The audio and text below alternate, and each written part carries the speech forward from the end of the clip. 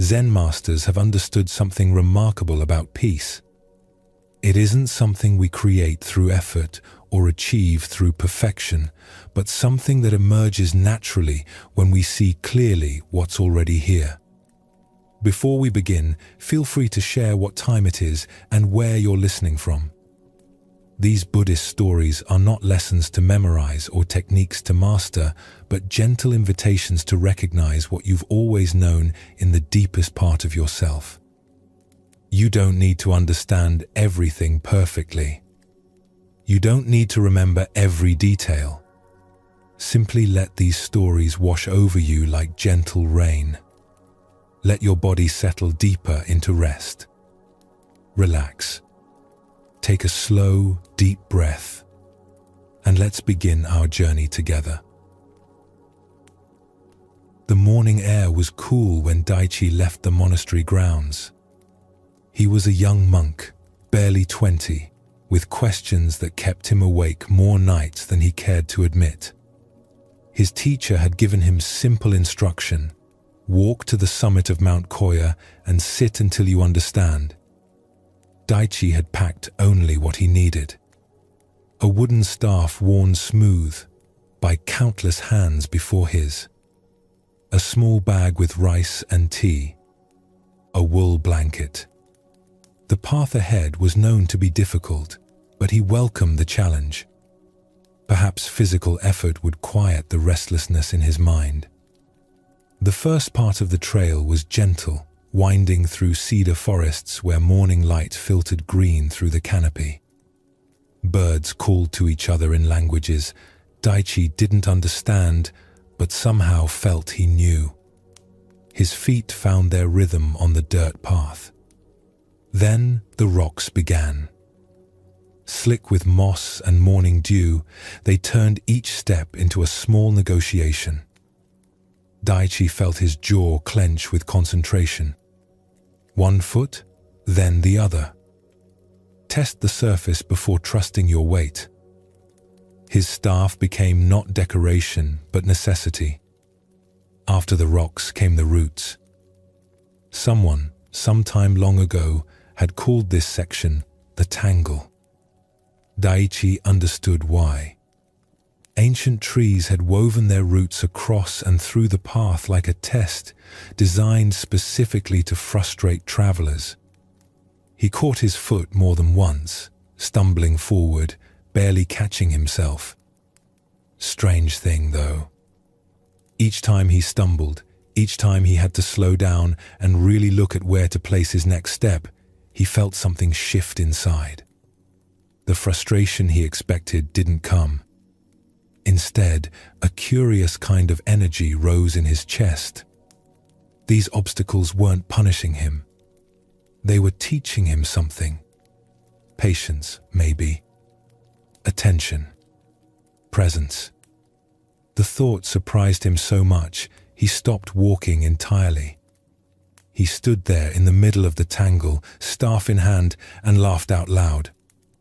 The sound echoed off the mountainside and came back to him changed, like the mountain was laughing too. By the time Daichi reached the summit, the sun had climbed to its highest point. He found a flat stone, broad and smooth, that seemed to have been waiting for someone exactly his size to sit on it. The view stretched in every direction. Villages looked like scattered rice grains. Rivers were silver threads. Clouds moved below him, not above. He Saturday. Closed his eyes. Breathed the thin mountain air that smelled of pine and stone, and something else he couldn't name. Clean, maybe. Ancient. At first his mind did what it always did. Jumped from thought to thought like a monkey in branches. What time is it? Did I bring enough water? What will I tell my teacher when I return? That itch on my ankle, should I scratch it? But slowly, without him forcing anything, the thoughts began to space themselves out. Like ripples on a pond growing farther apart. Between the thoughts, something else appeared. Not emptiness exactly. More like a presence that had been there all along, just hidden beneath the noise. The mountain was teaching him without words. This stone beneath him had sat here for how long? Thousands of years? Millions? Weather had come and gone. Storms had raged. Seasons had turned. And the mountain had remained exactly what it was. Not fighting the wind. Not resisting the rain. Simply being mountain. Daiichi opened his eyes. The clouds below had shifted, creating new patterns. Everything was moving, changing, flowing. Yet the mountain stayed steady. He felt himself settling into that same quality. Not the changing weather of thoughts and moods, but the mountain beneath it all. The stillness that holds everything without being moved by any of it. For the first time in longer than he could remember, Daiichi felt complete. Like a small note in a vast symphony that had been playing long before he was born and would continue long after he was gone. The feeling wasn't grand or dramatic. It was quiet, solid, true. He didn't know how much time passed. The light changed from afternoon gold to evening amber. He heard footsteps on the trail behind him and turned to see an old man approaching. A shepherd, from the looks of it, with a walking stick and a small flock of sheep following at a distance. The shepherd stopped when he saw Daiichi. Something in the young monk's face must have caught his attention because he studied him for a long moment before speaking. "You look different than most people do when they come up here," the shepherd said. His voice was rough from years of wind and weather. Most arrive restless and leave the same way. "You look like you found something." Daiichi smiled. "I think the mountain showed me something I'd been missing." "The mountain is a good teacher," the shepherd agreed. He gestured to a nearby rock. "May I sit for a moment? My legs aren't what they used to be." "Please," Daiichi said. They sat together in comfortable silence, watching the light fade across the valley below. The shepherd's sheep grazed on the sparse grass, their bells making small music in the evening air. Finally, the shepherd spoke again. "What did the mountain teach you?" Daiichi took a breath, trying to find words for something that lived beyond language. "It taught me about peace. Not the kind that comes and goes depending on circumstances.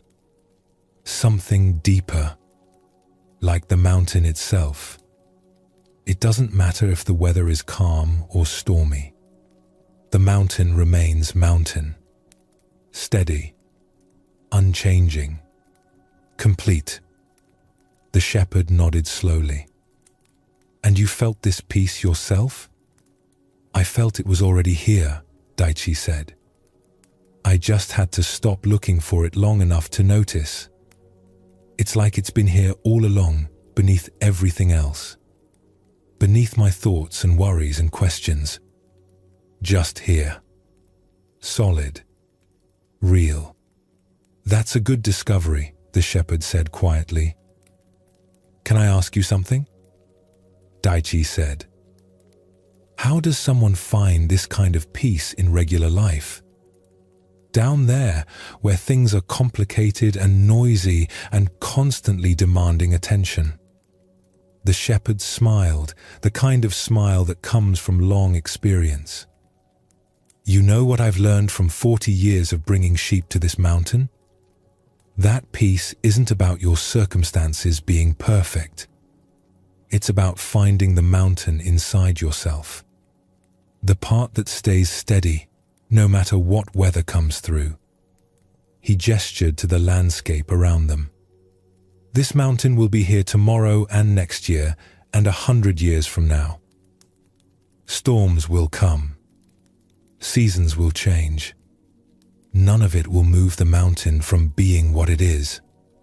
You have that same quality inside you. You felt it today, didn't you? Daichi nodded. That's all you need, the shepherd continued. You felt it once. Now you know it's there. That knowing changes everything.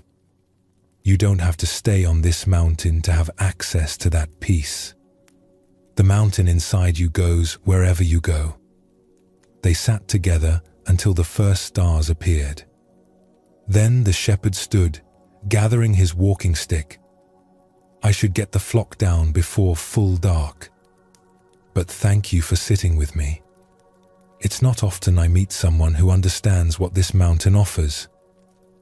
Thank you, Daichi said, for helping me see it more clearly. The shepherd nodded and turned to go. Then he paused and looked back. One more thing.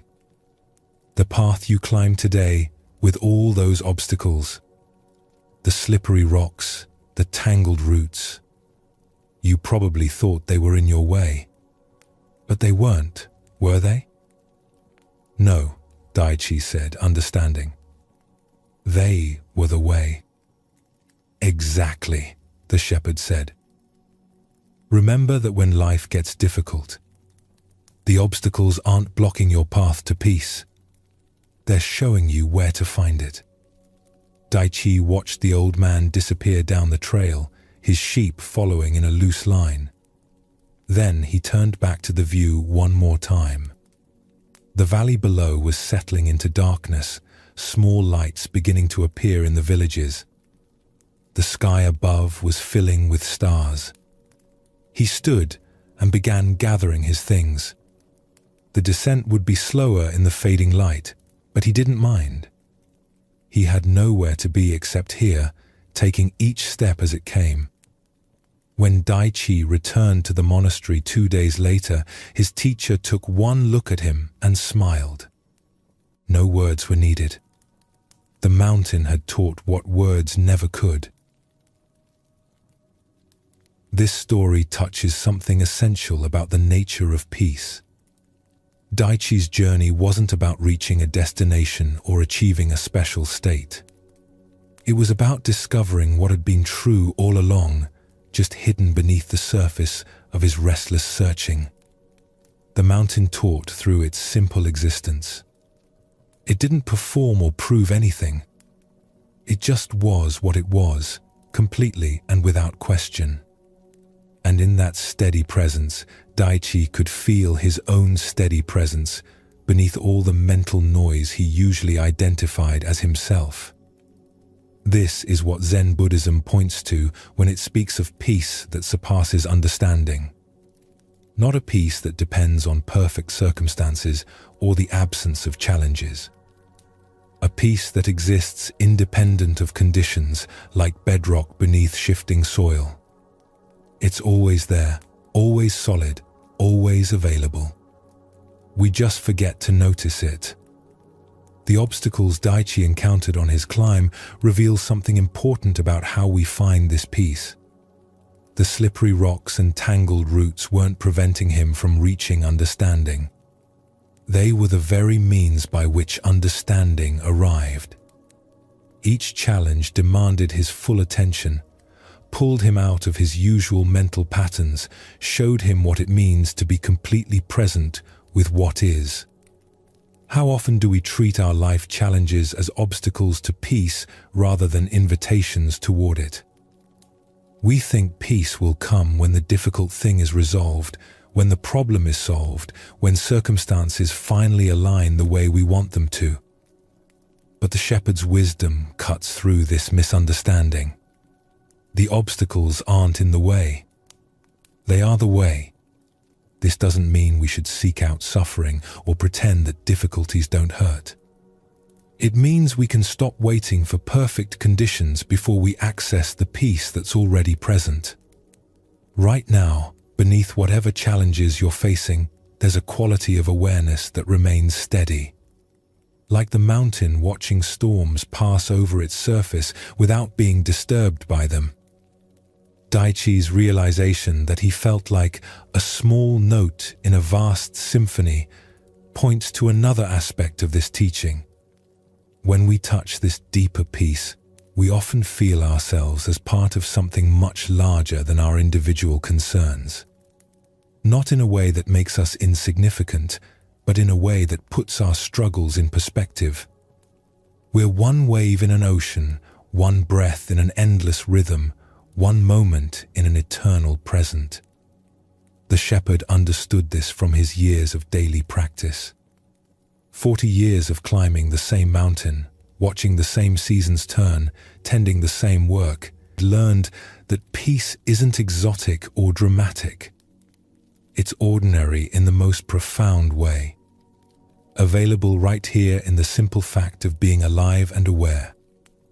When he told Daichi that the mountain inside you goes wherever you go, he was offering a key teaching of Zen. External circumstances change constantly.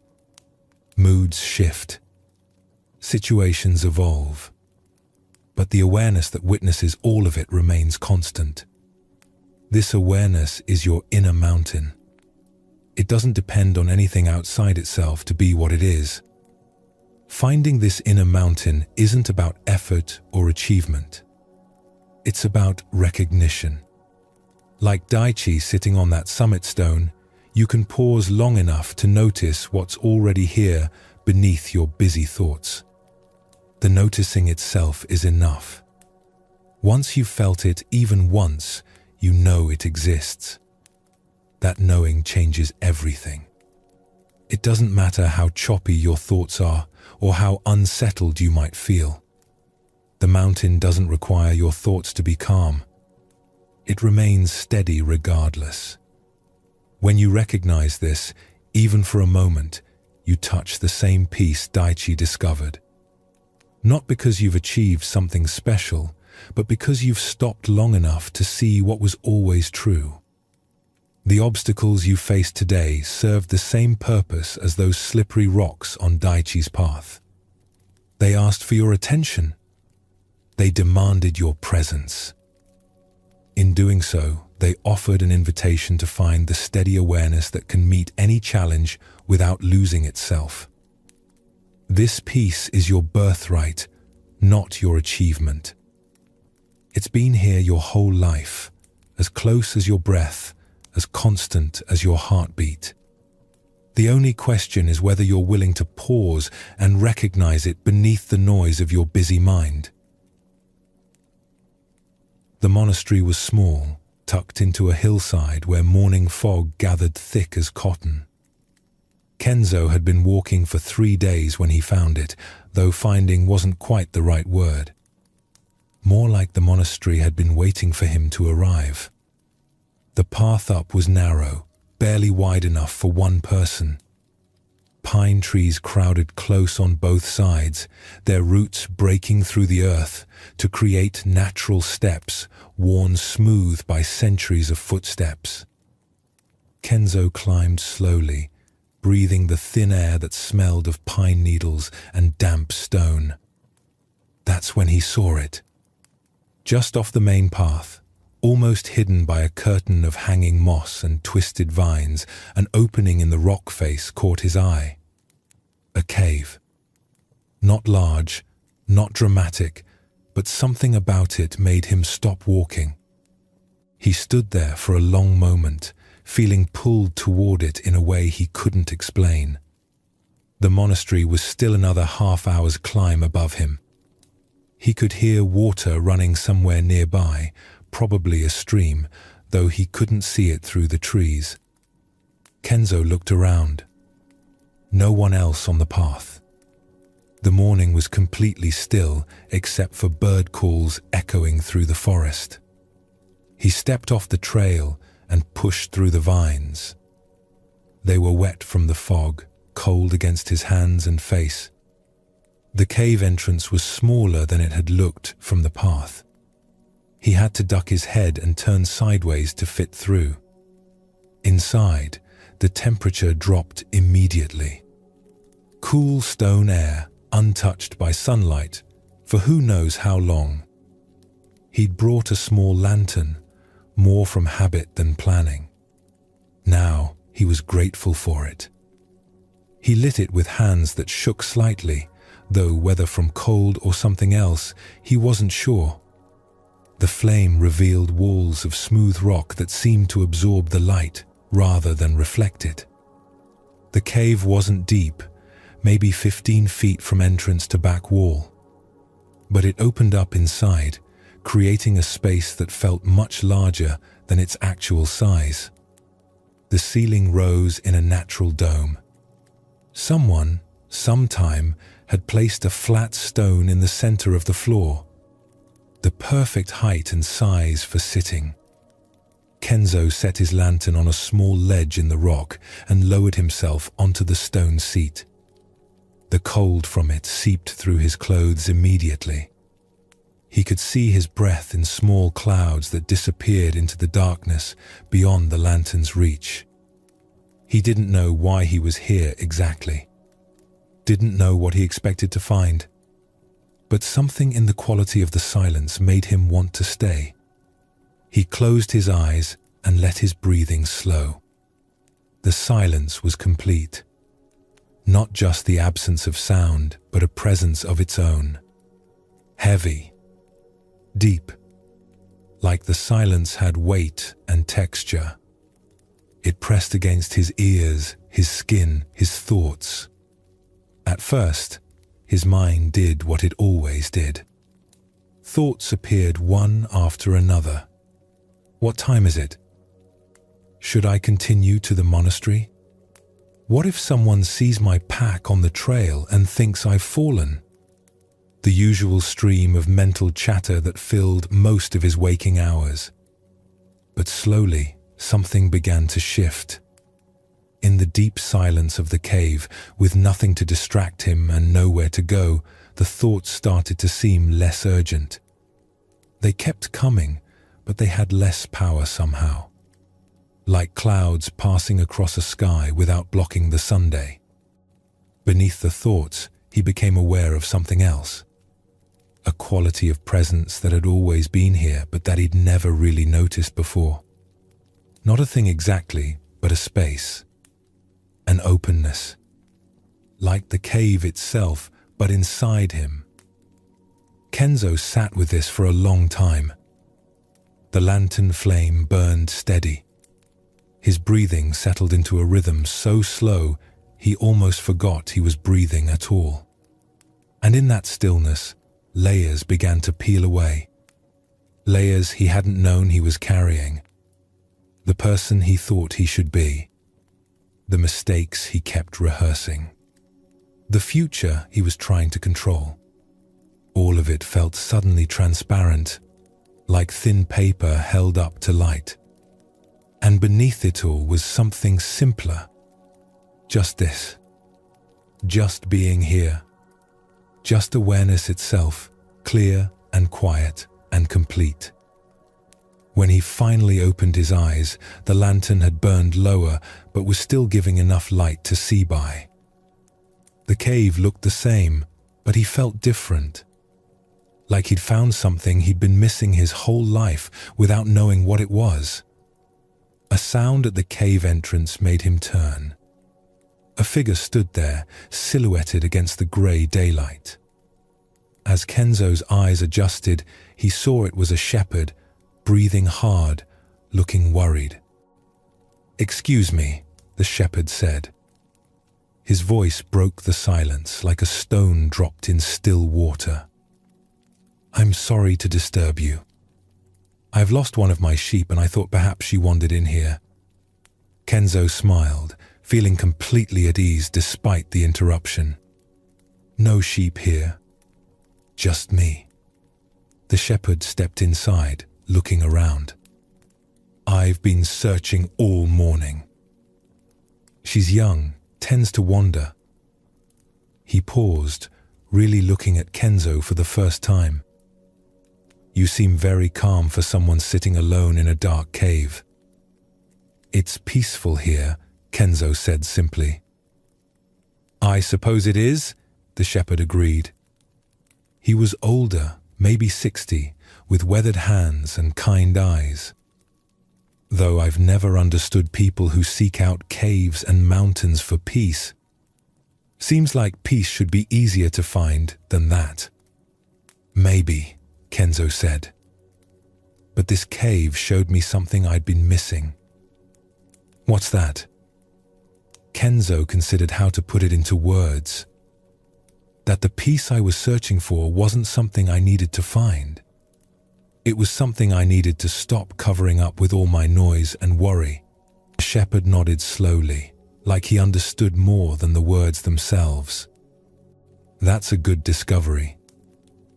He was quiet for a moment, then asked, "Can I sit for a moment? My old legs need a rest." "Please," Kenzo said, gesturing to the stone floor. The shepherd lowered himself with a grunt and sat with his back against the cave wall. They stayed in silence for a while. Not uncomfortable silence, but the kind that feels natural between two people who don't need to fill every moment with talk. Finally, the shepherd spoke. "I've walked past this cave 100 times, probably more. Never stopped to go inside. What made you enter?" "I don't know exactly," Kenzo admitted. "I just felt drawn to it. Like it was calling to me somehow." "Calling you to find peace?" "Calling me to find myself," Kenzo said, surprising himself with the words. But they were true. To find a place inside me that's quiet. A place I can return to when everything else gets too loud. The shepherd smiled. My wife used to talk about something like that. She called it her heart's home. A place inside herself where she could go to just be. No demands, no expectations, no performing. Just being exactly who she was. "That's it exactly," Kenzo said. "This cave is like that. A heart's home. It doesn't give you anything new. It just gets quiet enough that you can hear what was already there." They sat together in the gentle darkness. The lantern flame cast moving shadows on the cave walls. Outside, birds called back and forth in conversation only they understood. "I should keep looking for my sheep," the shepherd said eventually. But he didn't move right away. "Though I have a feeling I found something more valuable than a lost animal. Thank you for sharing your cave with me." "It's not my cave," Kenzo said. "It belongs to whoever needs it." The shepherd stood, brushing dust from his pants. "You know what I think? I think everyone has a cave like this inside them. A sacred space where they can meet themselves without all the noise of the world pushing in. Most people just never slow down long enough to find it." Kenzo felt the truth of those words settle into him. "You're right. And once you find it, once you know it's there, you can return to it anytime. Even in the middle of crowds or noise or difficulty." "Especially then," the shepherd agreed. He moved toward the entrance, then paused and looked back. "I hope you find what you're looking for, young man. Though it seems to me you might have already found it." After the shepherd left, Kenzo sat alone for a while longer. But it felt different now. Not lonely or searching. Just present.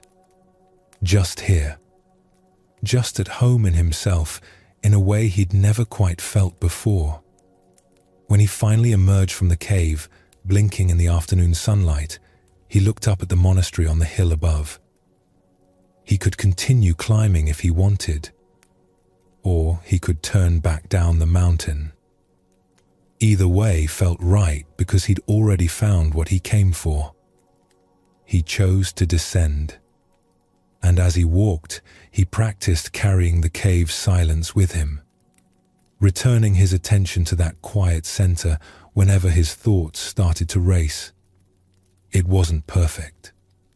His mind wandered constantly, but each time he noticed it wandering, he could bring it back to the sacred space inside himself that no one could take away.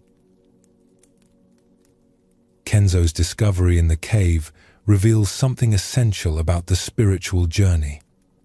We often think we need to travel somewhere, do something, become someone different before we can access peace.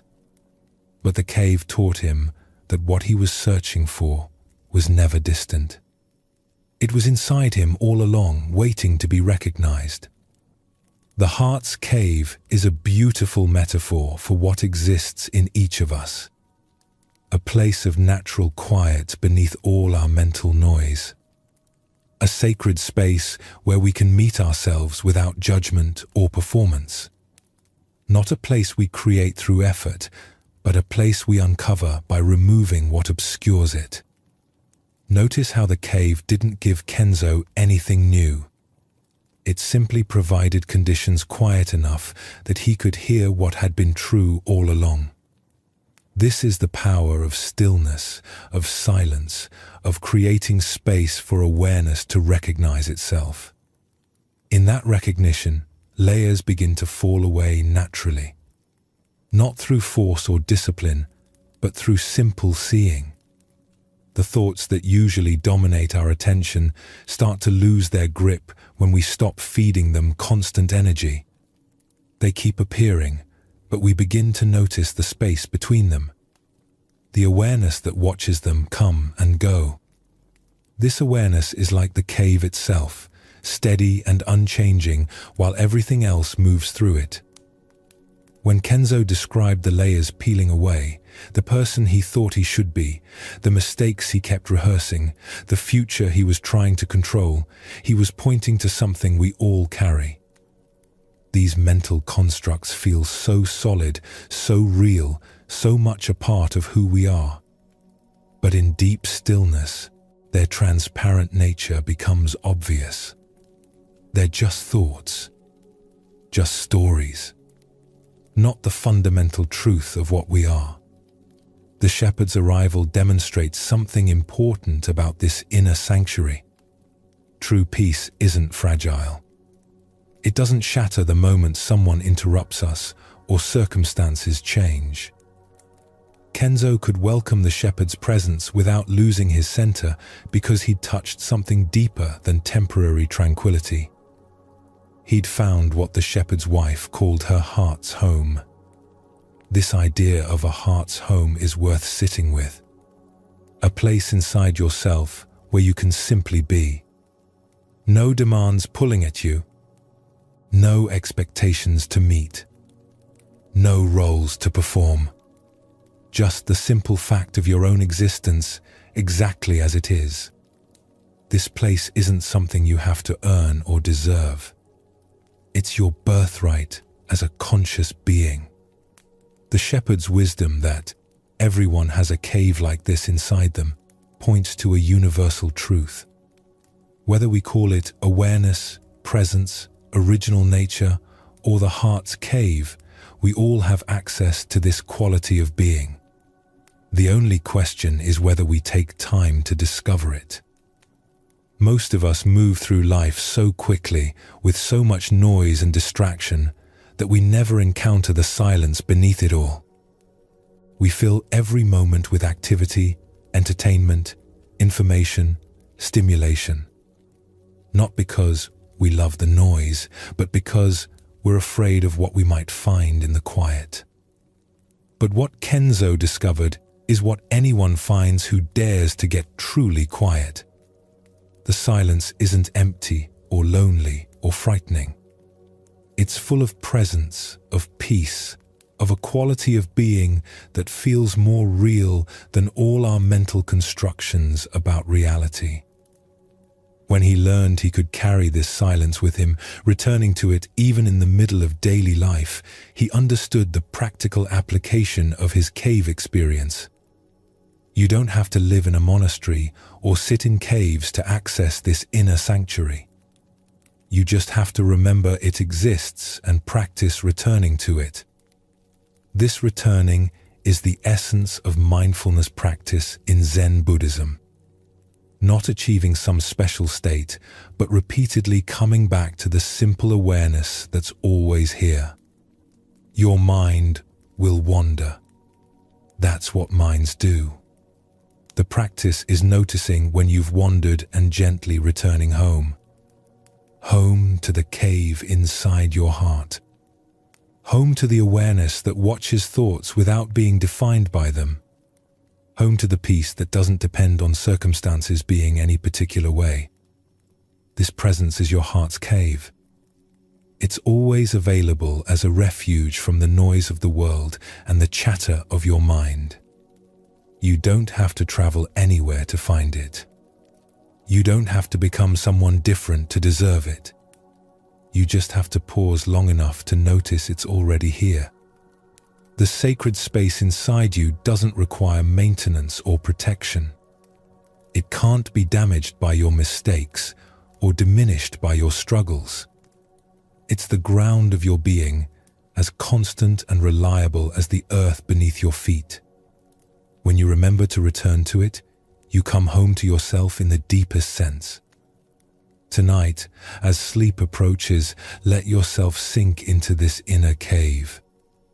Let the silence hold you the way the stone cave held Kenzo. Trust that beneath all the movement and change of your life, there's a stillness that knows you completely and accepts you exactly as you are. The monastery sat in a valley where bamboo grew so thick it formed walls of green on 3 sides. Ren had lived there for 2 years, studying texts and practicing meditation with the other monks. He was dedicated, serious about his training. But lately he'd been feeling rigid, brittle, like something in him might snap under pressure. His teacher, Master Sato, had noticed. After morning meditation one day, he called Ren aside. "You're trying too hard," Master Sato said. His voice was gentle but direct. "Go walk in the bamboo forest. Watch how the bamboo moves. Learn from it." Ren bowed and left, though he wasn't sure what bamboo could teach him that years of study hadn't already revealed. Still, he trusted his teacher's wisdom, even when he didn't understand it. The path into the bamboo forest was well worn, used by monks for centuries. As soon as Ren stepped under the canopy of green, the quality of light changed. Softer, filtered through thousands of leaves that rustled in the breeze. He walked slowly, letting his eyes adjust. The bamboo stalks rose like pillars in a natural temple, each one perfectly vertical, perfectly balanced. Their leaves created patterns of shadow and light that moved constantly across the ground. A gust of wind came through, stronger than before. Ren stopped walking and watched what happened. The bamboo bent. Not just a little, but deeply, dramatically. The stalks curved like bows, their tops sweeping through arcs that seemed impossible without breaking. The whole forest became a dance of movement, every stalk swaying in rhythm with the wind. Then the gust passed. And just as smoothly, just as naturally, the bamboo returned to vertical. Perfectly upright again, as if nothing had happened. Ren stood very still, watching this happen again and again. Each time the wind came, the bamboo bent. Each time the wind passed, the bamboo returned. Never fighting, never resisting, just moving with what came and then returning to center.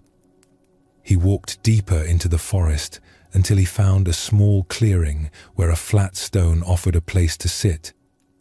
He settled there, cross-legged, watching the bamboo continue its dance around him. The stalks were strong, he could see that. Their walls were thick, their structure solid, but they weren't rigid.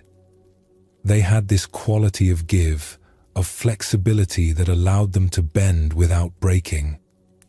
And the more he watched, the more he understood why. The roots. He could see them at the base of each stalk, gripping the earth with fierce determination. Spreading wide and deep, anchoring the bamboo so completely that it could afford to be flexible above ground. The strength wasn't in refusing to bend. The strength was in being rooted enough to bend and return. Ren sat with this for a long time. The wind came and went. The bamboo danced and settled. And gradually, something in his own chest began to loosen. All this time he'd been trying to be like the old oak trees he'd seen in the mountains. Massive, solid, unmovable. He'd thought that's what spiritual practice required. But those oak trees, for all their size and strength, could be toppled by severe enough storms. He'd seen it happen. Their very rigidity made them vulnerable. They couldn't bend, so eventually something broke. The bamboo was showing him a different way. Not weaker, but stronger in a way he was just beginning to understand. Flexible enough to move with life's changes while staying rooted in something essential that didn't change. He was so absorbed in watching the bamboo that he didn't hear the farmer approach until the man spoke. "Beautiful, isn't it?" Ren looked up to see an older man, maybe 70, with a bamboo basket on his back and weathered hands that spoke of decades of work. The farmer smiled at him with genuine warmth. "I hope I'm not disturbing your meditation," the farmer said. "I come here to gather bamboo shoots for my evening meal. This forest has fed my family for 3 generations." "Please," Ren said, gesturing that he was welcome. "I'm just watching and learning." The farmer set down his basket and stretched his back. "Learning from the bamboo? That's wise. It's one of the best teachers in this valley. What has it taught you?" Ren asked. The farmer considered this, looking up at the swaying stalks above them. "It taught me how to survive hard times. How to bend when life pushes hard without losing myself. How to be strong and flexible at the same time." He knelt down, touching the base of a bamboo stalk with obvious affection. "See these roots? They go deep and spread wide. That's what allows the bamboo to bend so far without breaking. It knows who it is. It knows where it's planted. That knowing gives it freedom to move." "I've been trying to be rigid," Ren admitted, thinking that's what strength means. "But watching the bamboo, I see I was wrong." The farmer nodded. "Rigid things break. Flexible things bend and return. That's not just true of bamboo. It's true of people too. The ones who survive the hardest storms aren't the ones who refuse to bend. They're the ones who know how to move with the force and then come back to center." He stood and picked up his basket again. "There's something else the bamboo taught me. It doesn't just survive storms. It thrives. Even in conditions where other plants would struggle, bamboo finds a way to grow. That's because it's not wasting energy fighting against what is. It's using that energy to adapt and flourish." Ren felt these words land deep in his chest. How much energy had he been wasting trying to control things he couldn't control? Trying to make himself into some ideal image of what a monk should be? Fighting against his own nature instead of working with it? "Thank you," Ren said. "You've helped me understand what I came here to learn." The farmer smiled. "I didn't teach you anything. The bamboo did. I just reminded you to pay attention." He bowed slightly and moved off into the forest, gathering shoots with practiced efficiency. Ren stayed in the clearing until evening began to darken the sky. When he finally rose to return to the monastery, he felt different. Lighter somehow, but also more grounded. The rigidity in his chest had softened into something more flexible, but no less strong. Walking back through the bamboo forest, he practiced what he'd learned. When a strong gust came, he let his body sway slightly instead of bracing against it. When his mind started to grip tight around a thought, he practiced letting it bend and return instead of holding it rigid. By the time he reached the monastery gates, the lesson had settled into his bones. Flexibility wasn't weakness. It was strength refined. The bamboo had shown him how to be both solid and adaptable, both rooted and free. Master Sato was in the garden when Ren returned. The teacher looked up from the plant he was tending and studied his student's face. "You understand now," Master Sato said. It wasn't a question. "I understand that I've been practicing wrong," Ren replied. "Trying to be unmovable when I should have been learning to move and return." Master Sato smiled. "The bamboo is wiser than most teachers. Remember what it showed you when life's winds begin to blow. Don't fight them. Bend with them. Trust your roots to bring you back to center." From that day forward, Ren's practice changed. He stopped trying to force himself into rigid perfection and started trusting the flexibility of his own nature. When difficulties arose, he would remember the bamboo forest. Bend, but don't break. Move, but stay rooted. Adapt, but don't lose yourself. The teaching of the bamboo forest offers profound wisdom about how to move through life without being broken by it. Ren's discovery wasn't about becoming weak or passive. It was about understanding that true strength includes the ability to adapt. Think about the difference between the oak and the bamboo. Both are strong, but in different ways. The oak stands massive and solid, impressive in its seeming permanence. But that very rigidity makes it vulnerable. When a force comes that exceeds its ability to resist, something breaks. The bamboo approaches strength differently. It doesn't try to resist every force. Instead, it has the wisdom to move with forces it can't control, bending deeply when necessary, but always returning to center. This isn't weakness. It's intelligence. We often confuse rigidity with strength in our own lives. We think being strong means refusing to bend, standing firm against every challenge, never showing flexibility or change. But this approach exhausts us. We spend enormous energy resisting what we can't control, fighting battles that don't need to be fought. The bamboo shows a different way. It saves its energy for what matters.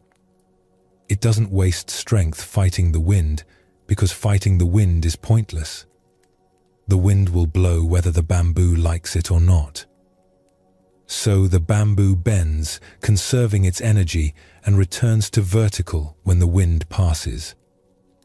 The key to this flexibility is rootedness. The farmer's observation about the bamboo's roots reveals something essential. The stalks can bend so dramatically because they're anchored so deeply. Their flexibility above ground is possible because of their stability below ground. This applies directly to human life.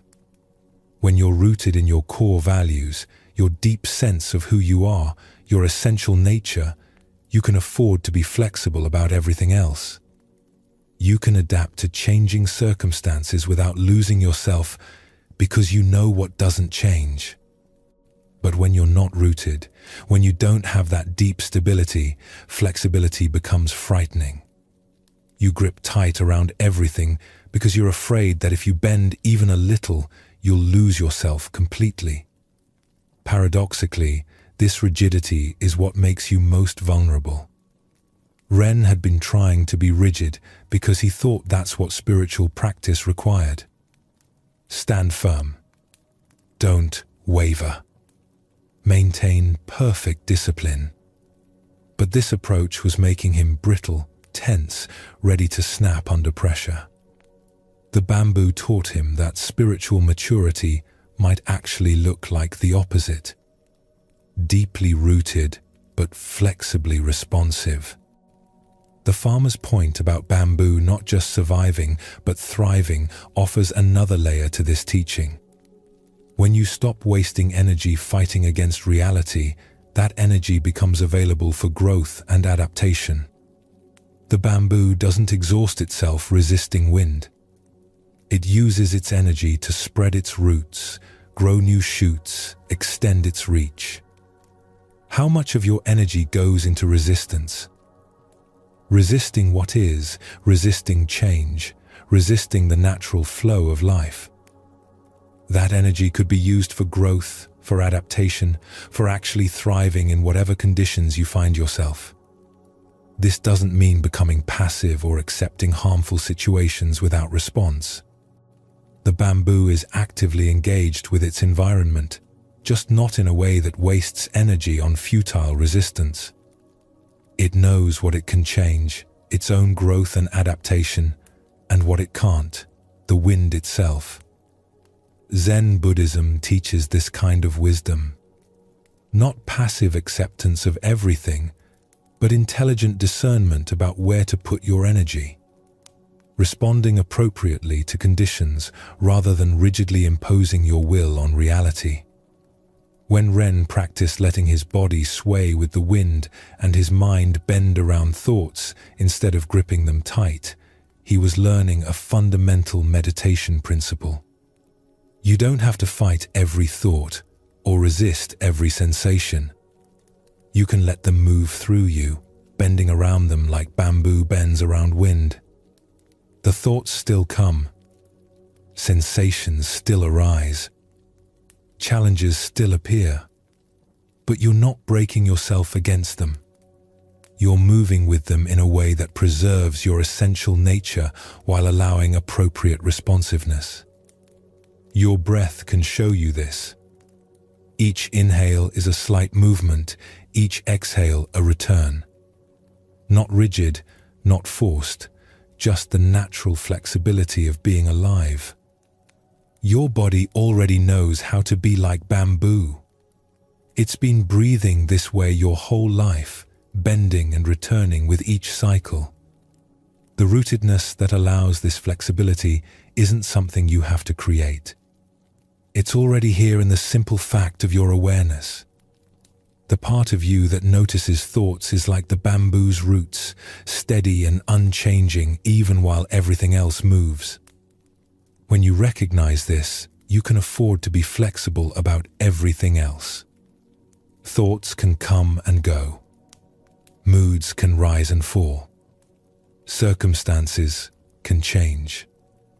None of it threatens what you essentially are, because what you essentially are is the awareness that witnesses it all without being moved by any of it. This is the bamboo's teaching. Be rooted in what doesn't change so you can dance with what does. Be strong enough to be flexible. Be stable enough to adapt. And in that paradox, find a way of being that can move with life's inevitable changes without losing yourself. The temple complex was old, built centuries ago on the slope of a hill overlooking a wide valley. Jun had arrived there 6 months earlier, hungry for spiritual understanding. He'd studied the sacred texts, learned the meditation postures, memorized the chants and ceremonies. But instead of feeling closer to truth, he felt more confused than ever. Everything at the temple was so complicated. Rules about how to bow, when to bow, how deep to bow. Rituals with dozens of steps that had to be performed in exact sequence. Teachings layered on top of teachings until Jun's mind spun trying to keep track of it all. His teacher, Master Kenji, was a scholar who could recite entire sutras from memory and explain the most intricate points of Buddhist philosophy. Jun respected him deeply, but often felt overwhelmed by the complexity of his lectures. One morning, after a particularly dense teaching session, Jun sat in the meditation hall, feeling his headache from trying to understand it all. Master Kenji noticed his student's tension. "Jun," he said quietly, "perhaps you need some space to breathe. There's a lake, about an hour's walk from here. Go spend the day there. Just sit and watch. Don't try to figure anything out." Jun bowed gratefully and left immediately. The path to the lake wound through rice fields where farmers were already at work, then through a bamboo grove that rustled in the morning breeze. The air smelled of earth and growing things. When Jun emerged from the bamboo, the lake spread before him like a mirror. The water was so still it reflected the sky perfectly, making it hard to tell where earth ended and heaven began. And floating on that perfect mirror were lotus flowers. Hundreds of them. Maybe thousands. Each one a masterpiece of simple beauty. Pink petals opening to the sun, white ones glowing like small moons, a few deep purple ones scattered among the others like jewels. Yoon walked to the lake's edge and knelt in the grass. It was soft beneath his knees, slightly damp with morning dew. He could smell the flowers now, a scent so subtle he had to breathe slowly to catch it. Clean. Fresh, alive. He watched one lotus in particular, close to shore. Perfect in its simplicity. Each petal arranged just so, not too many, not too few. The flower sat on the water's surface like it had no weight at all, completely at ease with itself. Jun felt something release in his chest. After months of wrestling with complicated teachings and elaborate rituals, here was something that needed no explanation. The lotus was beautiful simply because it was lotus. Nothing added, nothing taken away. Just itself, completely. He breathed deeper, letting the sight settle into him. The lake held the flowers without effort. The flowers floated without struggle. Everything was exactly as it needed to be, without anyone trying to make it so. Time passed without Jun noticing. The sun climbed higher. The flowers tracked its movements subtly, always turning toward the light. He watched this happen with a kind of wonder he hadn't felt since childhood. How did they know to do that? Not through thinking or trying, just through being what they were. A sound behind him made Jun turn. An old man was approaching along the shore, a fishing pole over his shoulder and a bucket in his hand.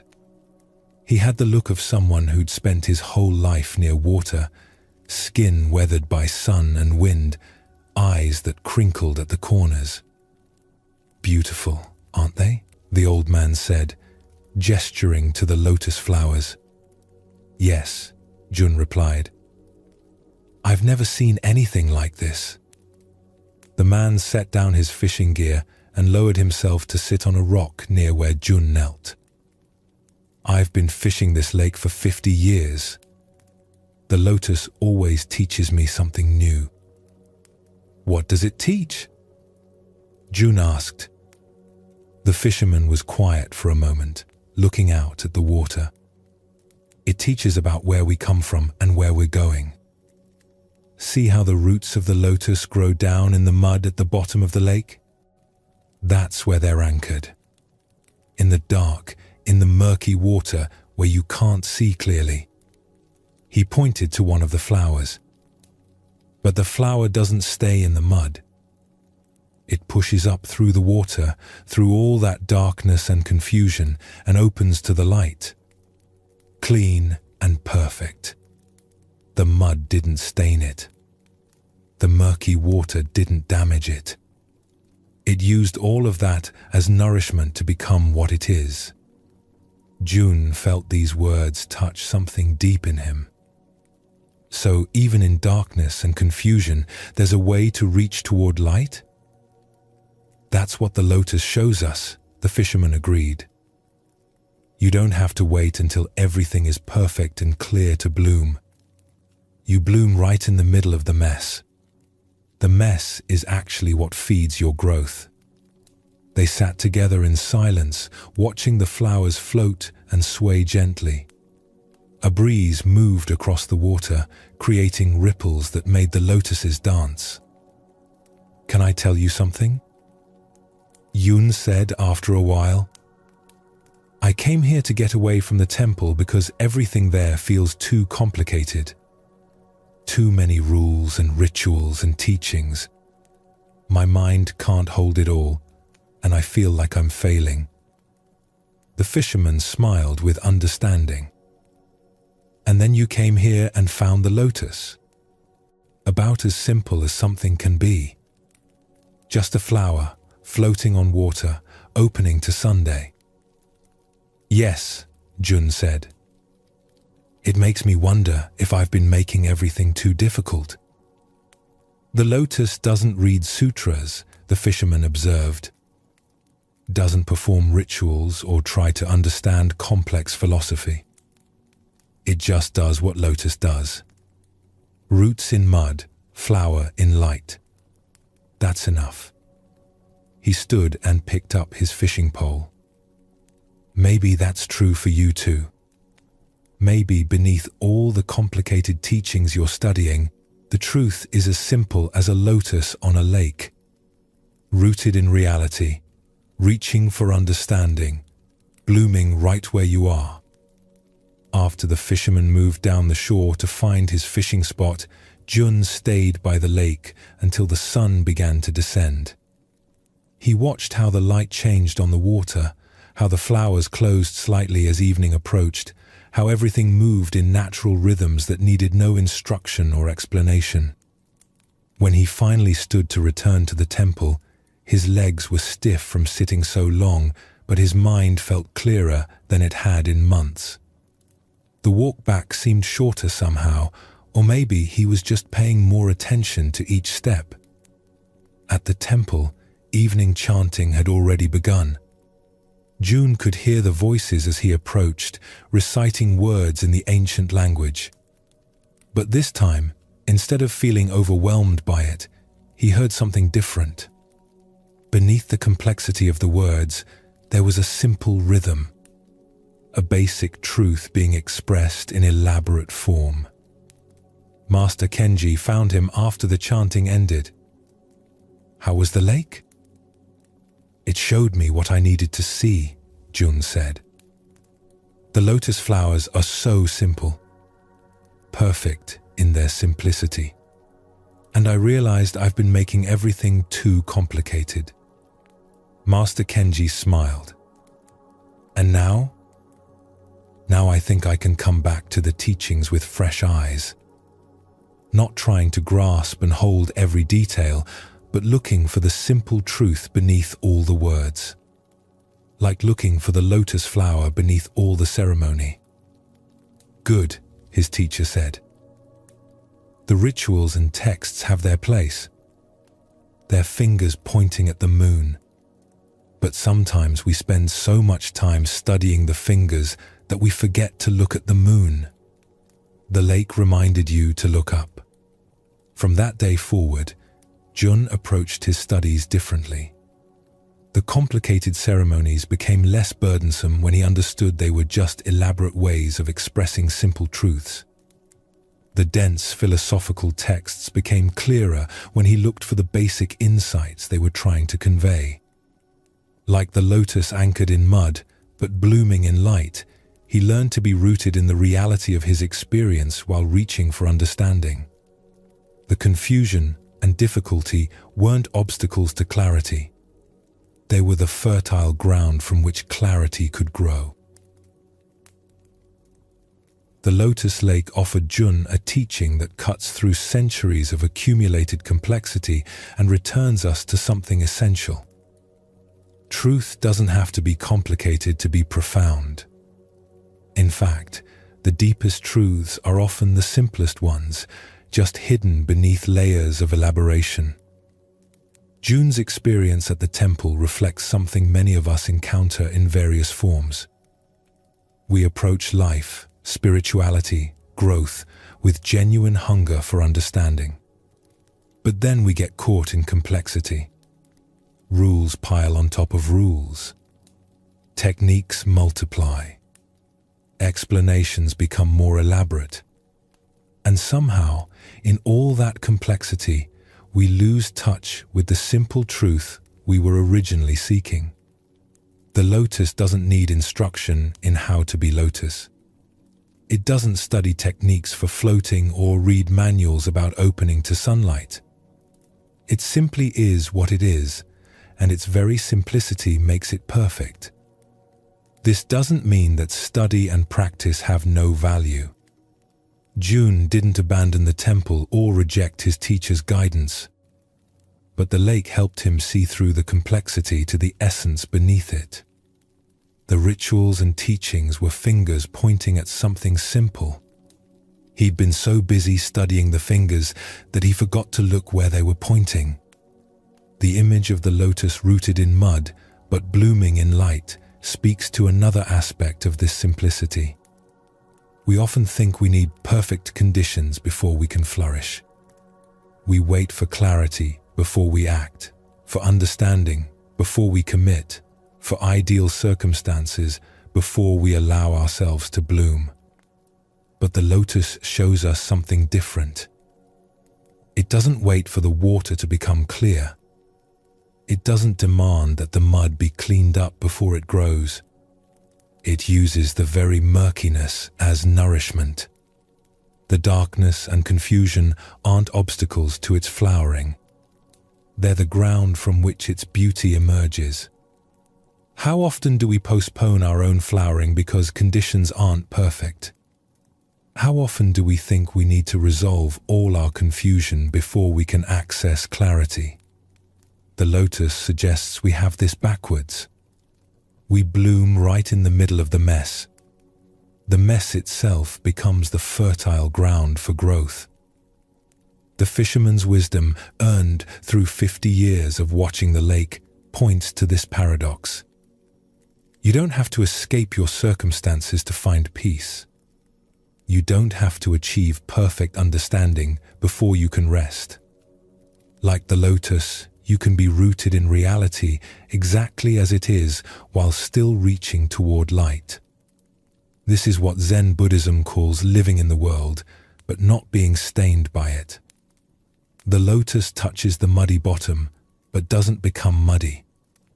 It floats on murky water, but remains clean. Not because it's fighting against contamination, but because its nature is to be lotus. The mud and murk simply can't change what it fundamentally is. You have this same quality. Beneath all the complexity of your life, beneath all your confusion and difficulty, there's something simple and clear. Your basic awareness, your fundamental nature, remains unstained no matter what it encounters. It's like the lotus flower floating on muddy water, completely itself regardless of circumstances. Jun's realization that he'd been making everything too complicated touches many of us. We accumulate techniques and practices and beliefs and frameworks until we can barely move under the weight of it all. And then something simple breaks through, a flower on a lake, a bird singing, a moment of clear seeing, and we remember that truth was never as complicated as we made it. This doesn't mean abandoning discrimination or becoming simplistic in our thinking. It means distinguishing between essential simplicity and accumulated complexity. What's actually true tends to be simple at its core. The elaborations we add might be useful in certain contexts, but they're not the truth itself. When Master Kenji spoke about fingers pointing at the moon, he was expressing a classic Zen teaching. The words, rituals, practices, teachings, they're all fingers pointing. Useful for directing attention. But they're not the moon itself. They're not the truth they're pointing toward. The danger is spending so much time analyzing the fingers that you never look up to see what they're indicating. This is what happened to Jun at first. He was working so hard to understand the teachings that he lost sight of what the teachings were teaching. The lake reminded him to look up, to see directly, to touch the simple truth beneath all the words. And once he did that, he could return to the words and rituals with new understanding. They became transparent rather than opaque. Windows to look through instead of walls to struggle against. What if you could be like the lotus tonight? Rooted in whatever reality you find yourself in, the day's tensions, tomorrow's concerns, the thoughts still moving through your mind, but blooming anyway. Opening to rest not because conditions are perfect, but because opening to rest is your nature. The mud and murk don't have to be resolved first. They can be there, acknowledged and accepted, while you still allow yourself to flower into sleep. This is the lotus teaching. This is the simple truth beneath all the complicated sleep advice. You already know how to do this. You just need to stop interfering with what knows. The monastery garden was Takeshi's responsibility, and he took it seriously. Maybe too seriously. Every morning before dawn, he would be out there with his rake, creating perfect patterns in the white gravel. Concentric circles around the stones, parallel lines flowing like water. Each line precise, each curve exact. It was a meditation, his teacher had told him. The act of raking the garden was meant to calm the mind, to bring order to inner chaos. And Takeshi needed that. His thoughts were always racing, always trying to control everything, always anxious about getting things right. The garden helped, at first. For those early morning hours when he was alone with the rake and the gravel, he could lose himself in the rhythm. Pull, step, pull, step. Watch the lines emerge clean and clear behind the rake's teeth. Feel satisfaction at the perfect geometry taking shape. But then the day would start, and the garden would begin to fall apart. A morning breeze would stir, scattering leaves across his perfect lines. Birds would land, their feet disrupting the patterns. Monks walking to the meditation hall would step carelessly across his work, leaving footprints in the gravel. By midday, the garden that had been pristine at dawn would be chaos. And every day, Takeshi would feel his frustration build. Why couldn't people be more careful? Why couldn't the birds land somewhere else? Why did the wind have to blow leaves into his garden? He'd spend his afternoons erasing the damage, re-raking the lines, trying to restore the perfection he'd created that morning. It was exhausting. More than that, it was making him bitter. He found himself resenting the wind, the birds, the other monks. Everything felt like an attack on his work, on his efforts to maintain order. One evening, his teacher, Master Fumio, came to sit beside him as he worked frantically to repair the day's damage. The old master watched in silence for a long time as Takeshi raked and muttered under his breath. "Takeshi," Master Fumio finally said, his voice soft. "Why are you fighting the garden?" Takeshi stopped raking. "I'm not fighting it. I'm trying to take care of it, to keep it beautiful." "Is it beautiful now?" the master asked, gesturing to the disturbed gravel, the scattered leaves, the imperfect lines. "No," Takeshi said. "Not yet. But it will be once I fix it." Master Fumio nodded slowly. "And then?" "Then it will be perfect again. Until tomorrow, when the wind will blow, and the birds will land, and the leaves will fall." The master's voice held no judgment, just observation. "And you'll fix it again, and again, and again, forever chasing perfection that lasts only moments." Takeshi felt something tighten in his chest. Then what's the point? Why rake the garden at all if it's just going to get messed up? "Good question," Master Fumio said. "Sit with me for a moment." They sat together on a low bench at the garden's edge. The evening light was fading, turning everything golden. A breeze moved through, and Takeshi watched helplessly as it disrupted more of his lines. "What do you see when you look at the garden right now?" Master Fumio asked. "I see chaos," Takeshi said. "Disorder. Things out of place." "Look again," the master suggested. "Really look." Takeshi tried. He looked at the leaves scattered across the gravel. Some were still green, others touched with autumn red and gold. They lay at random angles, creating patterns he never could have designed.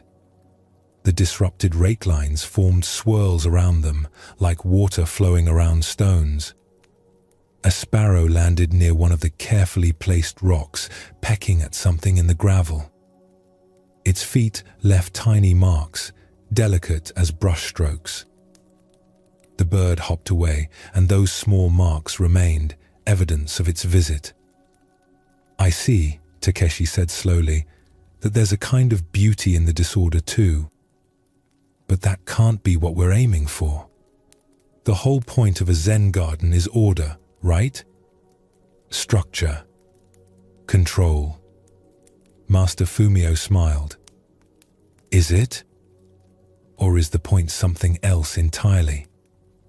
He stood and walked to the center of the garden, bending to pick up one of the fallen leaves. "This leaf didn't ask permission to fall here. The wind didn't check with you before blowing. The bird didn't consider your perfect lines before landing. All of this happened naturally, spontaneously, without concern for your plans." "That's the problem," Takeshi said. "Or that's the teaching," Master Fumio replied. "You rake the garden every morning, creating order.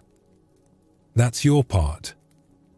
Nature adds disorder throughout the day. That's its part. Together, you're creating something neither of you could make alone." Takeshi shook his head. "But I'm trying to create beauty through order. Nature is destroying it with chaos." "Are you sure?" The master gestured to the garden. "Look at how the leaf landed next to that stone.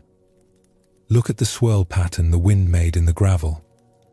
Look at the bird's footprints, creating a trail across your straight lines.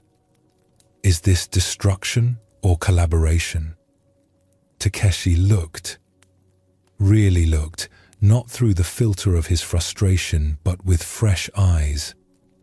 And he began to see what his teacher meant. The garden with its perfect lines was beautiful, yes, But the garden with leaves and wind marks and bird prints had a different beauty. Alive, dynamic, real. "I've been trying to maintain a photograph," Takeshi said quietly. "A frozen moment of perfection. But the garden wants to be alive, changing, responsive to what happens." "Now you're beginning to understand," Master Fumio said. "The garden is teaching you about life itself. We create structure, which is good and necessary. But life keeps adding spontaneity, change, the unexpected. We can exhaust ourselves fighting this, trying to keep everything exactly as we planned. Or we can learn to dance with it."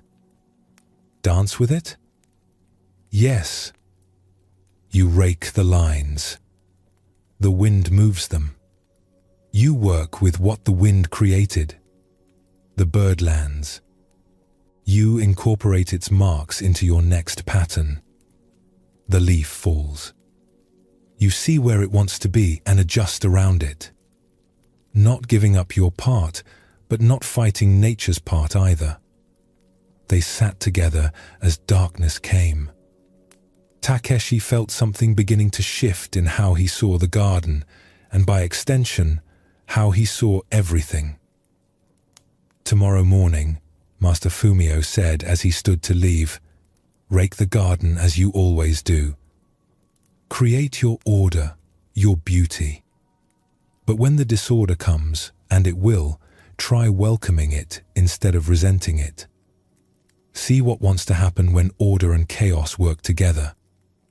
That night, Takeshi couldn't sleep at first. His mind was too busy reconsidering everything he thought he knew about the garden, about practice, about life. But eventually, exhaustion won and he slept deeply. The next morning, he raked the garden as usual, created his lines, his patterns, his order. But this time, when he finished, he didn't walk away with the anxious feeling that it would soon be ruined. Instead, he felt curious about what the day would bring. By mid-morning, leaves had fallen. The wind had disturbed some lines. A cat had walked through, leaving prints. And instead of frustration, Takeshi felt something almost like excitement.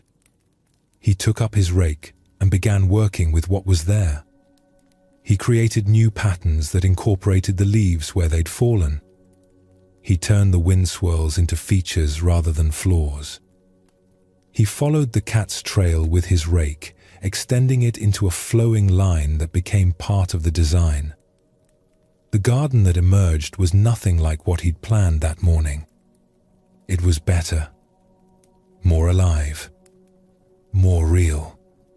A collaboration between his intention and life's spontaneity. Master Fumio found him there at noon, still working, but with a completely different energy than before. No frantic fixing, no bitter muttering. Just creative response to what was. "The garden is teaching you well," the master observed. "It's teaching me that I can't control life," Takeshi said. "But I can dance with it. I can bring my part and let life bring its part, and together we make something neither of us could make alone." From that day forward, Takeshi's relationship with the garden transformed. He still raked it every morning, still created order and beauty. But he'd stopped fighting the chaos that came. Instead, he'd learned to weave it into his work, to see disorder not as destruction, but as life's contribution to an ongoing conversation. And something unexpected happened. As he learned to dance with the garden's chaos, he found he could dance with life's chaos too. When plans fell apart, he didn't panic. When unexpected things happened, he didn't resist. He brought his structure, his intention, his care. And he let life bring its surprises, its changes, its wild spontaneity. Together, they created a way of being that was both grounded and free. Takeshi's garden holds a teaching that reaches far beyond raked gravel and fallen leaves. It speaks to one of the fundamental tensions in human life, our desire for order meeting reality's constant change. We spend enormous energy trying to maintain control over our lives. We make careful plans. We try to anticipate every variable. We work to keep everything in its proper place. And then life happens. The unexpected arrives. Circumstances change. People act in ways we didn't predict. Our perfect plans get scattered like leaves in wind. When this happens, we have two choices. We can fight it, trying desperately to restore our original plan, resenting every deviation from our expectations. Or we can do what Takeshi learned, work with what is instead of fighting for what we wanted. This doesn't mean abandoning all structure or giving up on intention. Takeshi didn't stop raking the garden. He still created order every morning, still brought care and attention to his work. But he stopped believing that his order was the only acceptable state. He learned to see disorder not as failure, but as a different kind of contribution. The image of order and chaos working together as collaborators rather than opponents offers a profound shift in perspective. In our usual thinking, these are enemies. Order is good, chaos is bad. We should maximize one and eliminate the other. But the garden showed Takeshi that life needs both. Pure order with no spontaneity becomes rigid, lifeless, brittle. Everything is controlled, predicted, safe. But there's no vitality, no surprise, no room for life to express itself. Pure chaos with no structure becomes overwhelming, scattered, unsustainable. Everything is possible, but nothing has form or direction. The sweet spot is the dance between them. Structure that's flexible enough to incorporate spontaneity. Spontaneity that's grounded enough to work with structure. This is where life actually happens, in the dynamic tension between our plans and reality's surprises. Master Fumio's question about whether Takeshi was seeing destruction or collaboration cuts to the heart of how we interpret our experience. The exact same events can be viewed as problems or possibilities depending on our perspective. The fallen leaves didn't change. Takeshi's relationship to them changed, and that changed everything. Think about your own life. How many things do you label as problems that might actually be possibilities if you looked at them differently? How many disruptions to your plans might be life offering something you couldn't have planned yourself? This isn't about positive thinking or pretending that difficult things are actually good. Some disruptions genuinely are destructive. Some chaos genuinely does need to be resisted. But many, maybe most of the disruptions we face are neutral. They become problems only because they don't match what we wanted to happen.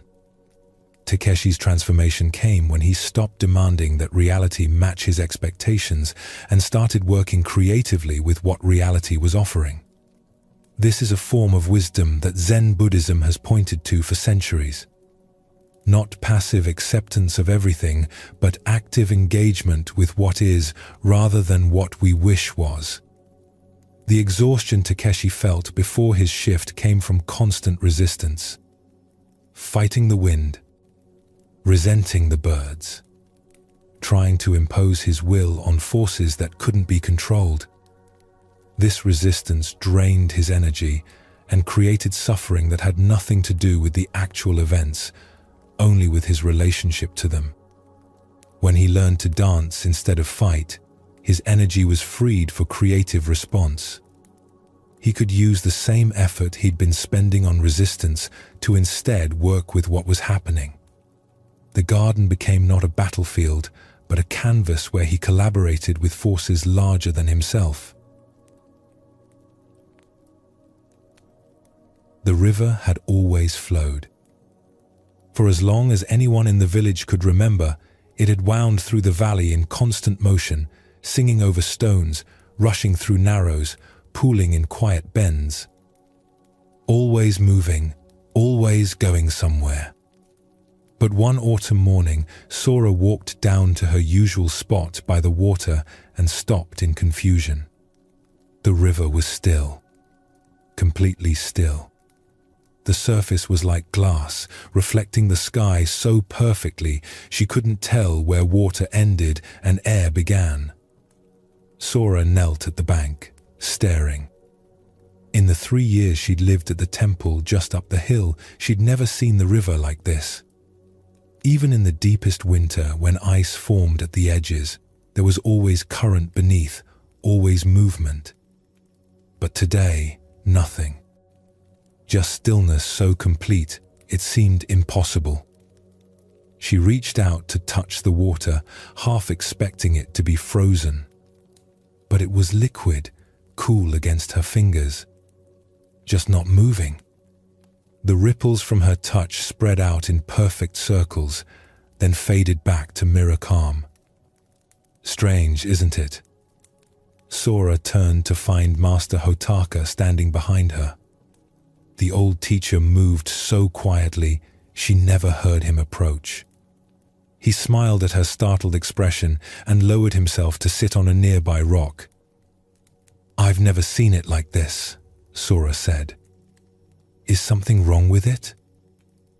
"Nothing's wrong," Master Hotaka replied. "This happens sometimes. Conditions align in a particular way, temperature and pressure, and a dozen other factors, and the river decides to rest. But rivers don't rest. They flow. That's what rivers do." The master nodded. "Usually, yes. But even rivers need stillness sometimes. Look closer at the surface. What do you see?" Sora looked. The reflection was so clear it was disorienting. Every tree on the far bank, every cloud in the sky, every bird that flew past appeared twice, once in the air and once in the water. Perfect mirror images. "I see everything reflected," she said. "And if the river was moving?"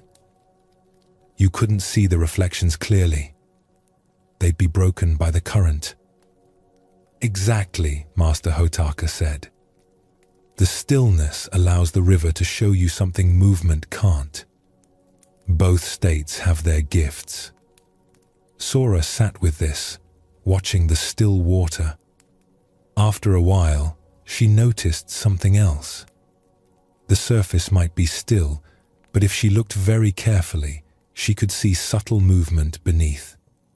Tiny currents, barely visible. Small shifts in the water like breathing. "It's not really still, is it?" she asked. "Not completely. There's still movement underneath." "Very observant," the master said. "True stillness doesn't mean the absence of all movement. It means movement so subtle, so refined that it appears still on the surface while remaining alive beneath." He picked up a small stone and tossed it gently into the river. Ripples spread from where it landed, disturbing the mirror surface. But within moments, the water settled back to stillness, absorbing the disturbance without being changed by it. "This is what I've been trying to teach you in meditation," Master Hotaka said. "You think stillness means forcing your mind to stop, making your thoughts disappear, creating some kind of blank emptiness. But that's not stillness. That's suppression." Sora felt her cheeks warm. He was right. She'd been fighting her mind in meditation, trying to wrestle it into silence, frustrated when thoughts kept appearing despite her efforts. Real stillness is like this river, the master continued. On the surface, calm. Underneath, alive with subtle movement. Thoughts can arise and pass without disturbing the fundamental peace. The stillness isn't fragile. It can hold movement within itself. They sat together in silence. Sora watched the river and felt something shifting in her understanding. She'd been approaching meditation like she needed to kill her thoughts, wage war on her mind, force it into submission. No wonder she always felt exhausted after sitting. No wonder peace felt so elusive. "How do I find this kind of stillness?" she asked. "Stop chasing it," Master Hotaka said simply. Stillness isn't something you create through effort. It's what's already here when you stop creating turbulence. "I don't understand." The master gestured to the river. "Why is it still today?" "You said something about conditions aligning. Temperature and pressure." "Yes. The river isn't trying to be still. It's not using some special technique. Conditions are right, and stillness is the natural result. When you sit in meditation, you create conditions. Quiet space, stable posture, gentle attention. Then you let stillness arise naturally instead of trying to manufacture it. Sora thought about this. "But what about my thoughts? They feel like they're preventing stillness." "Are they?" Master Hotaka picked up another stone and tossed it in the river. More ripples spread across the surface.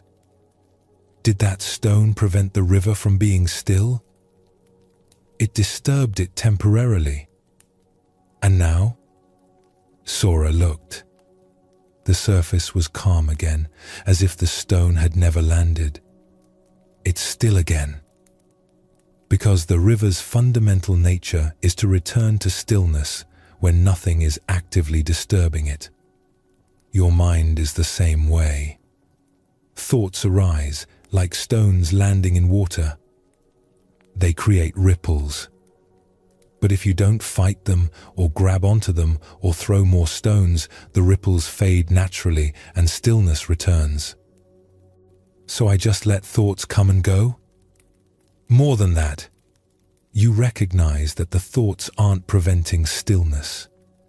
They're just ripples on the surface.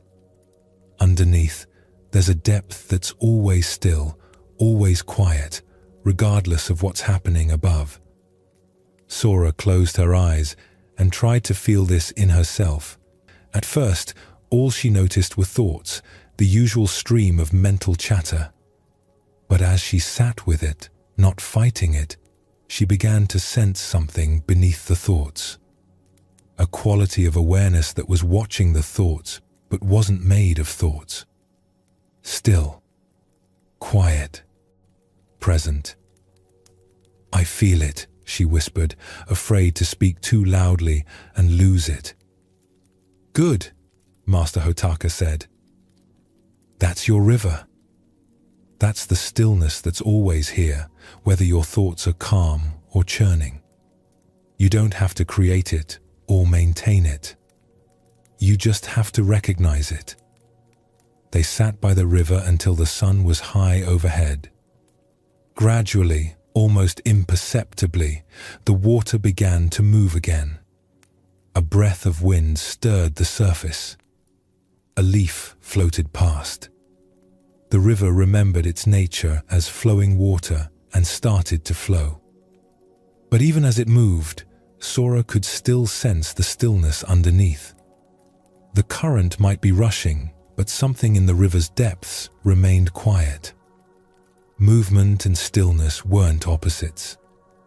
They were partners in the same dance. When they walked back up the hill to the temple, Sora felt different. Lighter somehow, She'd been carrying the burden of trying to force stillness, trying to be perfectly peaceful through sheer effort. Now she understood she didn't have to carry that burden. Stillness was already there, waiting to be recognized beneath whatever turbulence appeared on the surface. That evening during meditation, thoughts came as they always did. But instead of fighting them, Sora let them be like ripples on the river. They arose, spread across the surface of her awareness, and faded. And underneath, she could feel the stillness that wasn't disturbed by their coming and going. Days later, she returned to the river. It was flowing normally again, rushing over rocks, creating white foam in the rapids. But she looked at it differently now. She could see the movement, yes, but she could also sense the stillness that held the movement. Both were true. Both were the river. The still river opens a teaching about the nature of peace that many of us misunderstand. We think peace means the absence of all disturbance, the complete cessation of mental activity, a state where nothing moves or changes. But this isn't peace. It's death. Real peace is alive. It can hold movement within itself without being disturbed by it. Like the river that appears still on the surface while remaining vital beneath, genuine inner peace doesn't require your thoughts to stop. It exists as the ground that thoughts move through, unchanged by their passing. Sora's struggle reflects what many of us experience in meditation and in life. We fight our own minds, trying to force silence, frustrated when thoughts keep appearing. This fighting creates more turbulence than the thoughts themselves.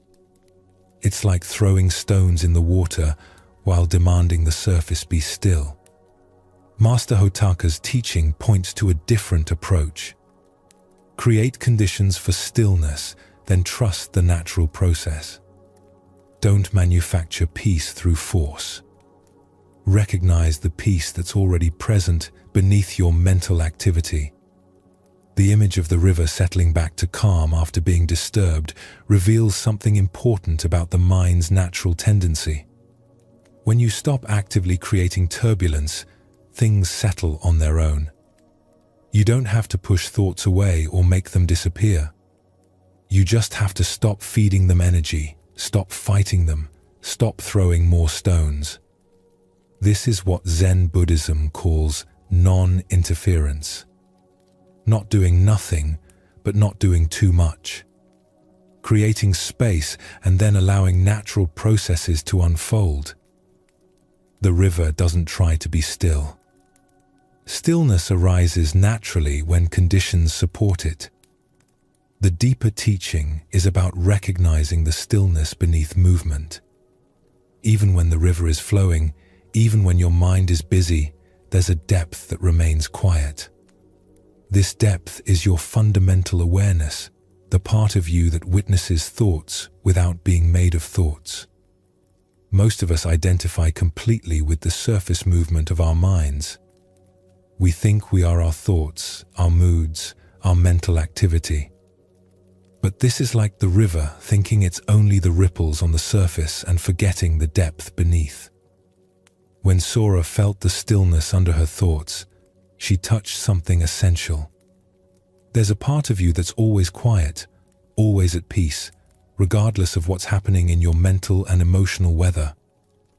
This isn't something you create. It's what you are beneath all the activity. The river's return to flowing after its period of stillness shows that movement and stillness aren't enemies. They're both natural expressions of the same river. Your mind will have active times and quiet times, turbulent periods and peaceful ones. Neither state is better or more spiritual than the other. Both are just the natural rhythm of consciousness. What if you could approach your bedtime mind like the still river? Let thoughts arise and pass like ripples on the surface. Don't fight them or grab them. Just let them be while resting in the deeper stillness that holds them all. This stillness doesn't require your thoughts to stop. It's already here, beneath the thoughts, beneath the worries, beneath the mental replay of the day. It's the awareness that's watching it all, completely at peace with whatever appears in its field. The stone landing in the river and the ripples fading back to calm illustrate how thoughts work when we stop interfering with them. Each thought arises, creates its ripple, and fades naturally when we don't grab it and turn it into a story. The problem isn't the thoughts. The problem is our relationship to them. This awareness is like the river's depth, undisturbed by whatever moves across its surface. Thoughts will come and go. Worries might arise and fade. Memories might flow past. All of this is just weather on the surface of the deep stillness that you fundamentally are. Trust this stillness. Rest in it. Let it hold you the way the river holds its ripples, completely accepting of whatever movement appears while remaining essentially peaceful. This is the stillness that doesn't exclude life, but includes all of life within its spacious acceptance. In a remote mountain valley where eagles nested in the high cliffs, there stood a small temple that few travelers ever found. The path to reach it was steep and dangerous, known only to those who lived nearby and the monks who called it home. Ichiro was the youngest monk there, barely 18, with a mind that never seemed to stop churning. He worried about everything.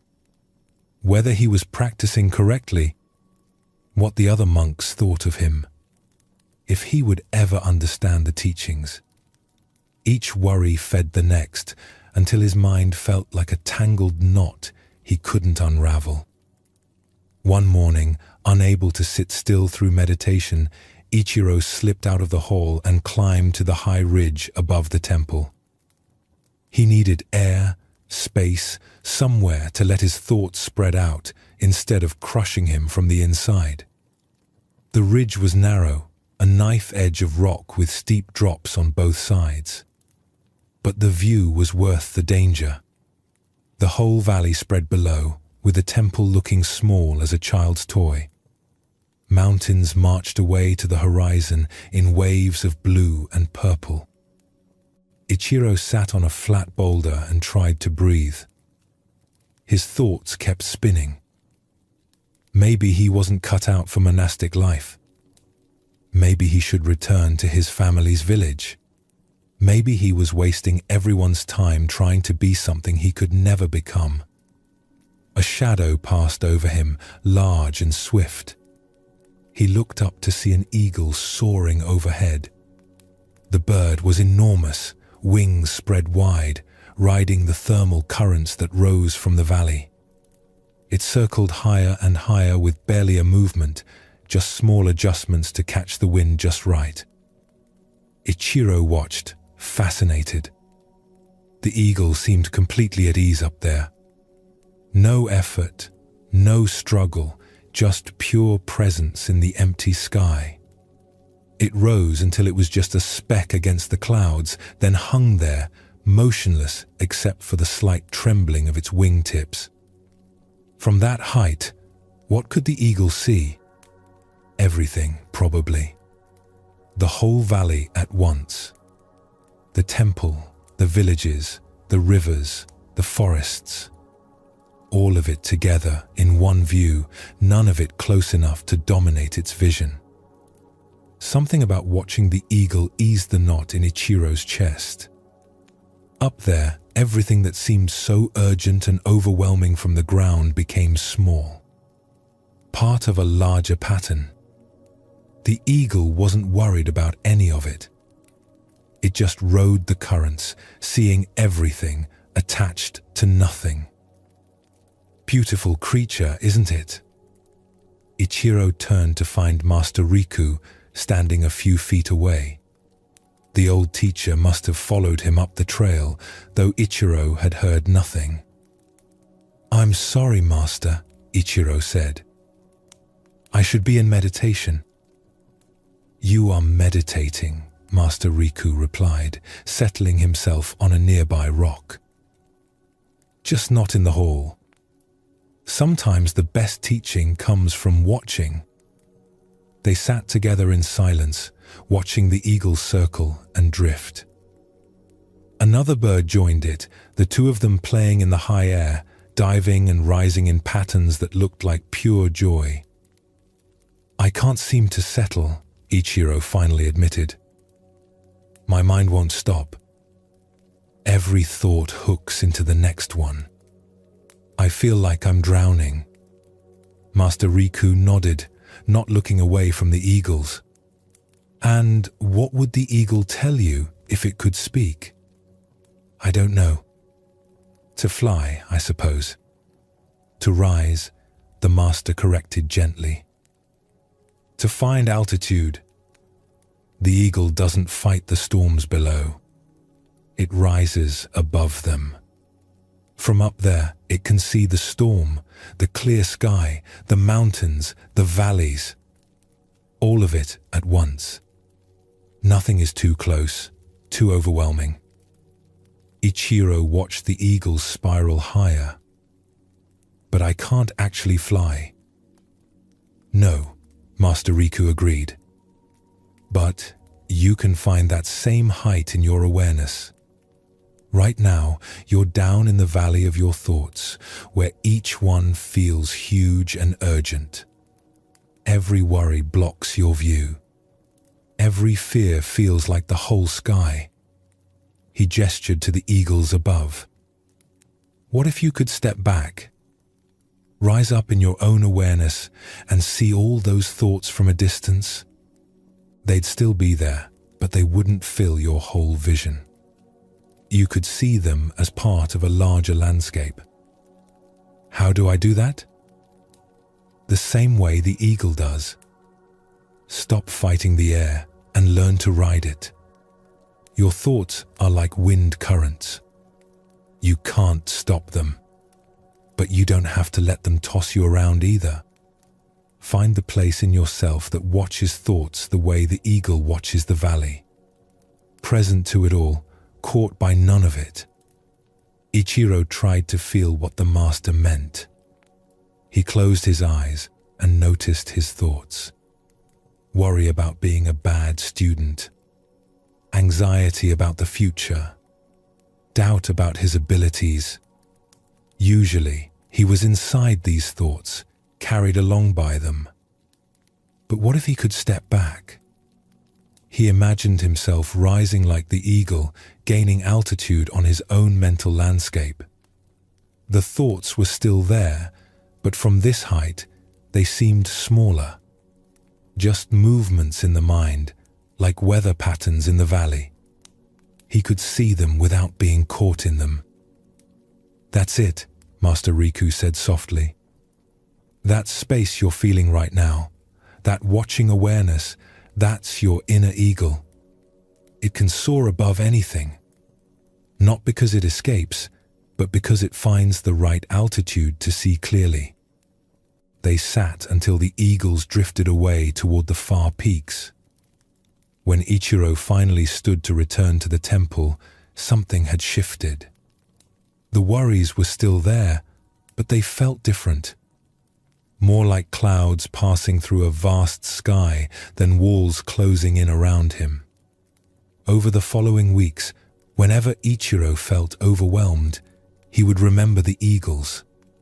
He practiced finding that inner altitude, that place of awareness that could watch his thoughts and feelings without being swept away by them.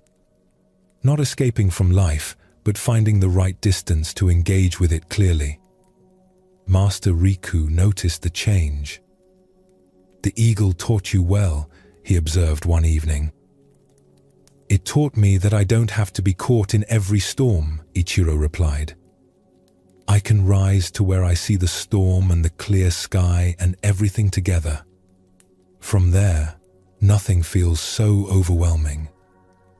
That's detachment, the master said. Not running away, but finding the freedom to engage with life from a place of clarity instead of confusion. The eagle is always present, always aware, but never trapped by what it observes.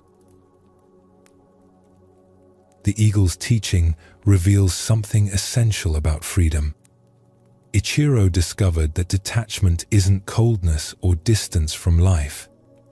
It's the ability to remain present without being consumed. We spend most of our time too close to our own experience. Each thought feels enormous because we're standing right next to it. Each emotion fills our whole field of vision. We're down in the valley where individual trees block our view of the forest. The eagle offers a different perspective. From height, you can see patterns instead of just fragments. You can hold many things in your awareness at once instead of being dominated by one urgent concern. This doesn't mean you care less. It means you see more clearly. Master Riku's teaching about riding the wind instead of fighting it points to a fundamental shift. The currents of thought and feeling will move through you whether you like it or not. Fighting them exhausts you. Learning to ride them, to maintain your center while they move, that's wisdom. The inner altitude Ichiro discovered is always available. It's the awareness that watches your thoughts without being made of thoughts. When you find this perspective, everything that seemed overwhelming becomes manageable.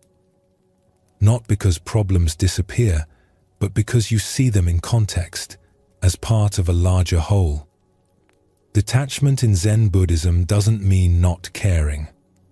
It means caring without being trapped. Engaging fully without losing yourself. Like the eagle completely present to the valley, without being caught in any particular part of it. This understanding brings a natural ease. When you know you can rise above any mental storm, the storms lose their power to frighten you. They're just weather passing through the vast sky of your awareness. In a monastery garden where flowers bloomed in careful arrangement, there was one section left deliberately wild. Roses grew there, untended and uncontrolled, sprawling across old stone walls and tangling with each other in ways that would have horrified the careful gardeners. Kenta found himself drawn to this wild corner despite its disorder, or maybe because of it. Everything else in the monastery was so precise, so controlled. The wild roses felt like a secret pocket of truth in all that perfection.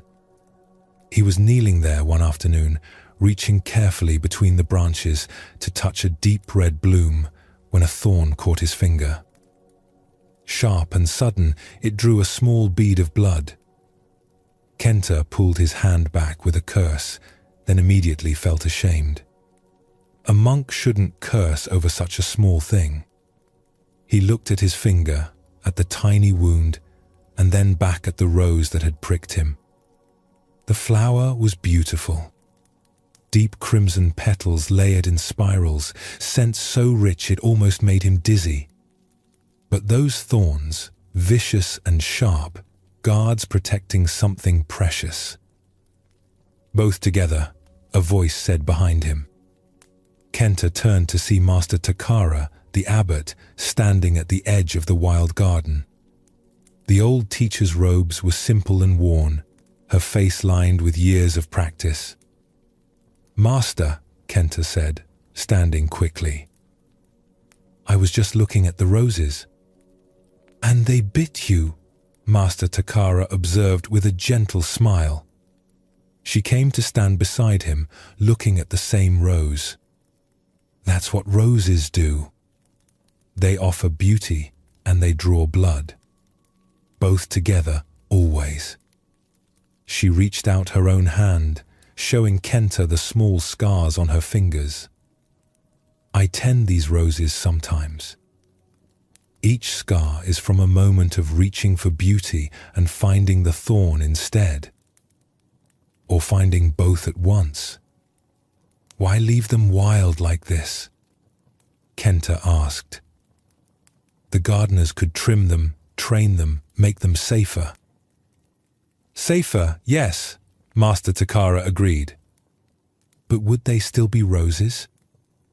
Part of what makes them beautiful is their wildness, their refusal to be completely tamed. The thorns are not separate from the flower. They're part of the same plant, the same life. She touched a petal with obvious affection. Life is like this rose, Kenta. It offers us moments of incredible beauty. Love, joy, wonder, peace. And it also offers us pain, loss, disappointment, grief, difficulty. We spend so much energy trying to have one without the other, trying to pluck the flower and leave the thorns behind. But it doesn't work that way. So we just accept being hurt. We accept that beauty and pain often come together, the master replied. We don't seek pain, but we don't let fear of thorns keep us from reaching for flowers either. The question isn't how to avoid all thorns. The question is whether we're willing to risk the prick for the sake of the bloom. Kenta looked at his finger, the blood already drying. Such a small wound, really. Barely worth noticing. And in exchange, he'd gotten to touch that perfect flower, breathe that intoxicating scent. I've been trying to practice perfectly, he admitted. Never making mistakes, never feeling anything difficult, always staying calm and controlled. But it's exhausting. And I'm not sure it's working. Master Takara smiled with understanding. You're trying to be a rose with no thorns. But such a thing doesn't exist. The thorns are part of how the rose protects itself, how it maintains boundaries, how it stays wild and alive. Without them, it would be something else. Maybe still beautiful, but not a rose. They walked together through the wild garden. Roses sprawled everywhere, some in full bloom, others just budding, a few already fading to brown at the edges. Petals littered the ground in patterns that looked almost intentional. My teacher used to say that enlightenment isn't found by avoiding the thorns, Master Takara said. It's found in learning to hold the whole rose. Beauty and danger, joy and sorrow, peace and difficulty. All of it together, not grasping one part and rejecting the other. She paused beside a white rose, its petals luminous in the afternoon light. When you taste tea during ceremony, what do you notice? The flavor, Kenta said. Sometimes sweet, sometimes bitter. And? Both together, really. The sweetness is better because of the slight bitterness. They balance each other. Exactly, the master said. The bitter enhances the sweet. They're not opposites fighting each other. They're partners in creating the full experience of tea. She turned to face him directly. Your practice will have sweet moments, days when meditation feels effortless, when understanding comes easily, when everything flows. And it will have bitter moments. Days when you struggle, when nothing makes sense, when you question everything. Both are necessary. Both teach you. Both are the rose. Over the following months, Kenta's relationship with practice changed. He stopped trying to edit out the difficult parts and started seeing them as essential to the whole. When meditation was hard, he didn't assume he was doing it wrong. When doubts arose, he didn't try to force them away. He learned to hold it all. The ease and the struggle. the clarity and the confusion, the moments of deep peace and the moments of restless agitation. Like the rose holding both flower and thorn, he practiced holding all of it without needing to choose. One day, Master Takara found him in the wild garden again, this time deliberately working with the roses despite the thorns. He was pruning carefully, getting scratched occasionally, but not stopping. "You learned the lesson," she observed. "I'm learning it," Kento corrected. "Every day, the rose teaches me again. Reach for beauty, accept the cost. Don't let fear of thorns keep me from the flower. Don't let the thorns make me resent the flower." The master nodded with satisfaction. The practice isn't about eliminating the bitter to have only sweet. It's about developing the capacity to taste both fully, to let them enhance each other, to accept the whole rose exactly as it is. The rose and the thorn reveal something we often resist. Life doesn't come in separate packages of good and bad. They're woven together, inseparable, each giving meaning to the other. Kento's initial approach reflects how many of us engage with spiritual practice.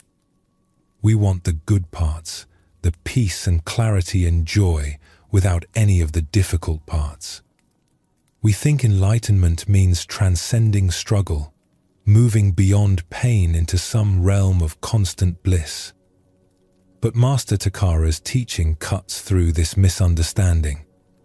The rose doesn't apologize for its thorns. They're not a mistake or a flaw in the design. They're essential to what a rose is. When we try to have beauty without danger, sweetness without bitterness, joy without sorrow, we're trying to hold half a rose. It doesn't work. Life insists on presenting itself whole. The tea ceremony metaphor illuminates this beautifully. The slight bitterness in tea doesn't ruin the sweetness. It makes the sweetness more interesting, more complex, more real. Without the bitter notes, the sweet would become cloying, one-dimensional. This applies to all experience. The difficult moments in your life aren't preventing you from finding peace. They're part of the texture that makes peace meaningful. Joy feels deeper because you know sorrow. Rest feels sweeter because you know fatigue. Clarity shines brighter against the background of confusion. Master Takara's invitation is to stop fighting for an edited version of life and start engaging with the whole. This doesn't mean seeking out pain or difficulty. It means not letting fear of thorns keep you from reaching for the flowers that nourish you. The rose holds both without conflict. The same plant produces the soft petal and the sharp thorn. It doesn't divide itself into good and bad parts. It's just rose, complete, whole, exactly as it is. When you can hold your own experience this way, meeting both pleasure and pain with the same fundamental acceptance, something shifts. Not that everything becomes easy, but you stop wasting energy fighting against half of reality. Kento discovered that the difficult moments in practice weren't signs of failure. They were the thorns that come with the flower of growth. Without them, the beauty would be shallow, untested, more aesthetic than real. This teaching brings a deep ease. Not the ease of having everything go your way, but the ease of meeting whatever comes without needing it to be different. The rose doesn't wish its thorns away.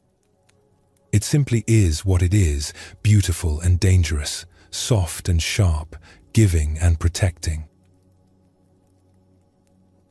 On a hillside overlooking the sea, where the land rose steep and rocky before dropping away to cliffs, there stood an old shrine that few people visited anymore. The path to reach it had grown over with grass, the stone steps cracked and uneven with age. Naoki had been climbing these steps for 3 nights in a row, drawn by something he couldn't quite name. He was a merchant's son, expected to take over the family business, but lately nothing felt right. Like he was missing some essential piece of himself that he needed to find before he could move forward. Tonight was the full moon. He'd heard the old stories about how the full moon seen from this hill could show you what you'd been searching for. Probably just superstition, but he'd tried everything else. The climb took longer than he expected. By the time he reached the shrine at the top, he was breathing hard and his legs ached. But the view made him forget the effort immediately. The ocean spread below him, vast and dark, with moonlight painting a silver path across the water. Above, the moon hung huge and round, so bright it cast shadows. And everywhere he looked, that silver light transformed the ordinary world into something otherworldly. Naoki found a flat rock near the shrine and Saturday. The stone was still warm from the day's Sunday. He could hear waves breaking against the cliffs far below, a steady rhythm that matched his breathing. He looked up at the moon, perfectly round, completely itself, not trying to be anything other than what it was. Something about that wholeness struck him. The moon wasn't questioning itself, wasn't wondering if it should be brighter or positioned differently in the sky. It just was. Complete. Entire. Lacking nothing. When had he last felt that way? Complete in himself, not reaching for something outside to fill a gap inside. He sat with that question for a long time. The moon moved slowly across the sky, the angle of light changing subtly, but the moon itself remaining exactly what it was. Footsteps on the path made him turn. An old woman was climbing the last few steps to the shrine, moving slowly but steadily. She carried a small bundle of incense and a cloth bag. "Good evening," she said when she noticed him. Her voice was surprisingly strong for her age. "You're here for the moon too?" "I suppose I am," Naoki replied. She smiled and moved to the shrine, lighting her incense with practiced movements. The sweet smoke drifted on the night breeze. When she finished her prayers, she came to sit on a rock near Naoki. "I come every full moon," she said. "Have for 40 years since my husband died. There's something about the full moon that reminds me of what's real." "What do you mean?" She looked up at the moon, her weathered face peaceful. "The moon is always whole. Even when we can't see all of it, when it appears as a crescent or half, it's still entirely itself. The wholeness never goes away. Only our view of it changes." Naoki felt something stir in his chest. "So we're like that too?" "That's what I've learned," the old woman said. "We feel incomplete, like something's missing, like we need to find or achieve or become something before we're whole. But it's just the angle we're looking from. We're already complete. We just can't always see it." She opened her cloth bag and pulled out 2 rice balls wrapped in leaves. "Are you hungry?" "I always bring extra." They ate together in comfortable silence, watching the moon continue its journey across the sky. The rice was simple but good, flavored with salt and sesame. "I've been feeling lost," Naoki admitted. "Like there's something I'm supposed to find or do or be, but I don't know what it is. Everything feels wrong." The old woman nodded. "I felt that way after my husband died. Like half of me was gone, and I needed to find it somewhere. I searched for years. tried to fill the emptiness with work, with helping others, with pilgrimages to sacred places. Nothing worked. What changed? The moon taught me, she said simply. One night I was sitting right here, feeling sorry for myself, and I looked up at the full moon, and I realized it wasn't giving me anything. It wasn't filling my emptiness. It was just reflecting back what was already there. She gestured to the ocean below, where the moon's reflection trembled on the water. See that? The moon is reflecting on the water, but the reflection isn't the moon. The moon is still up there, complete and whole, regardless of what appears on the water's surface. I don't understand. You're looking for completeness in reflections, she explained. In achievements, relationships, possessions, experiences. Those are like the moon's reflection on water. Beautiful, but they're not the actual moon. The completeness you're seeking is already in you. It's what you are, not what you need to find. Naoki looked up at the moon again. Whole. Complete. Not seeking anything, not lacking anything. Just being fully what it was. How do I know that's true? He asked. How do I feel that completeness when everything tells me I'm not enough? The old woman was quiet for a moment. What's here right now, in this moment? You're breathing. Your heart is beating. You're aware of the moon, the ocean, me sitting here with you. Is anything missing from this moment itself? Naoki scanned his present experience. The warmth of the stone beneath him. The cool night air. The sound of waves. The light of the moon. His own quiet presence, witnessing all of it. Nothing was missing.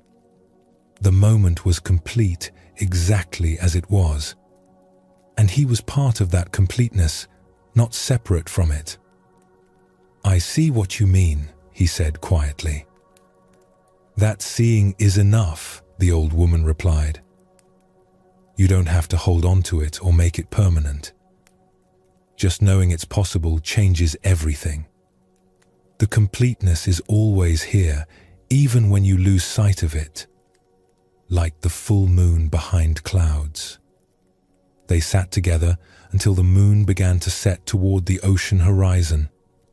When the old woman stood to leave, she touched his shoulder gently. Come back next month if you want. The moon will be full again, and I'll be here. But you don't need to come back to be complete. You already are. After she left, Naoki stayed until the moon touched the ocean, spreading liquid silver across the waves.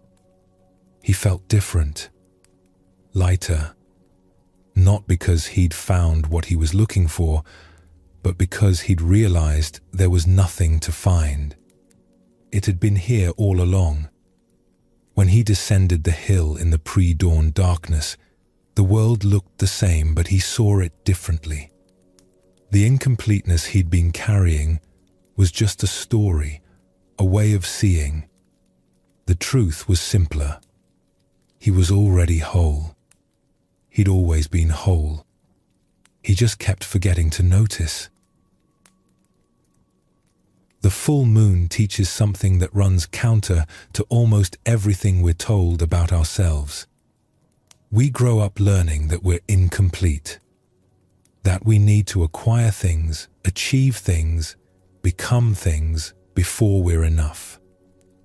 This creates a constant sense of lack.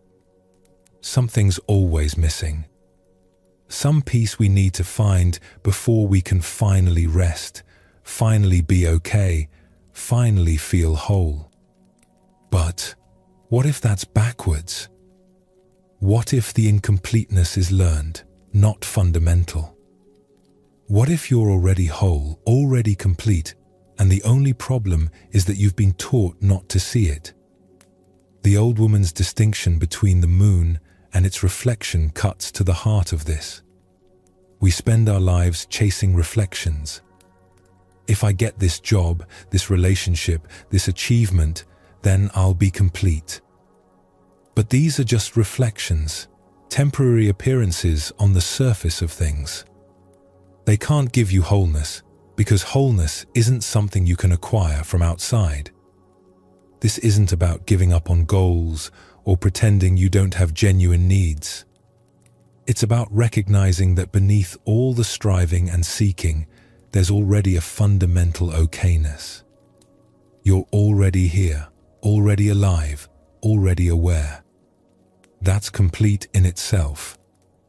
Naoki's realization came when he checked his present moment experience directly. Not his thoughts about the past or future, but the actual felt sense of being here now. And he found nothing missing. The moment itself was whole. This is what Zen Buddhism points to when it talks about original nature or Buddha nature. Before you learned to feel incomplete, before you started believing something was wrong with you, there was just this: awareness, presence, being, already complete. The moon behind clouds remains full even when we can't see it. Your fundamental completeness remains true even when you lose touch with it. The clouds of thought, the stories about what you lack, they don't change what's true underneath. They just temporarily hide it from view. This teaching brings a profound relief. You can stop waiting to become worthy. You can stop postponing okayness until you fix everything.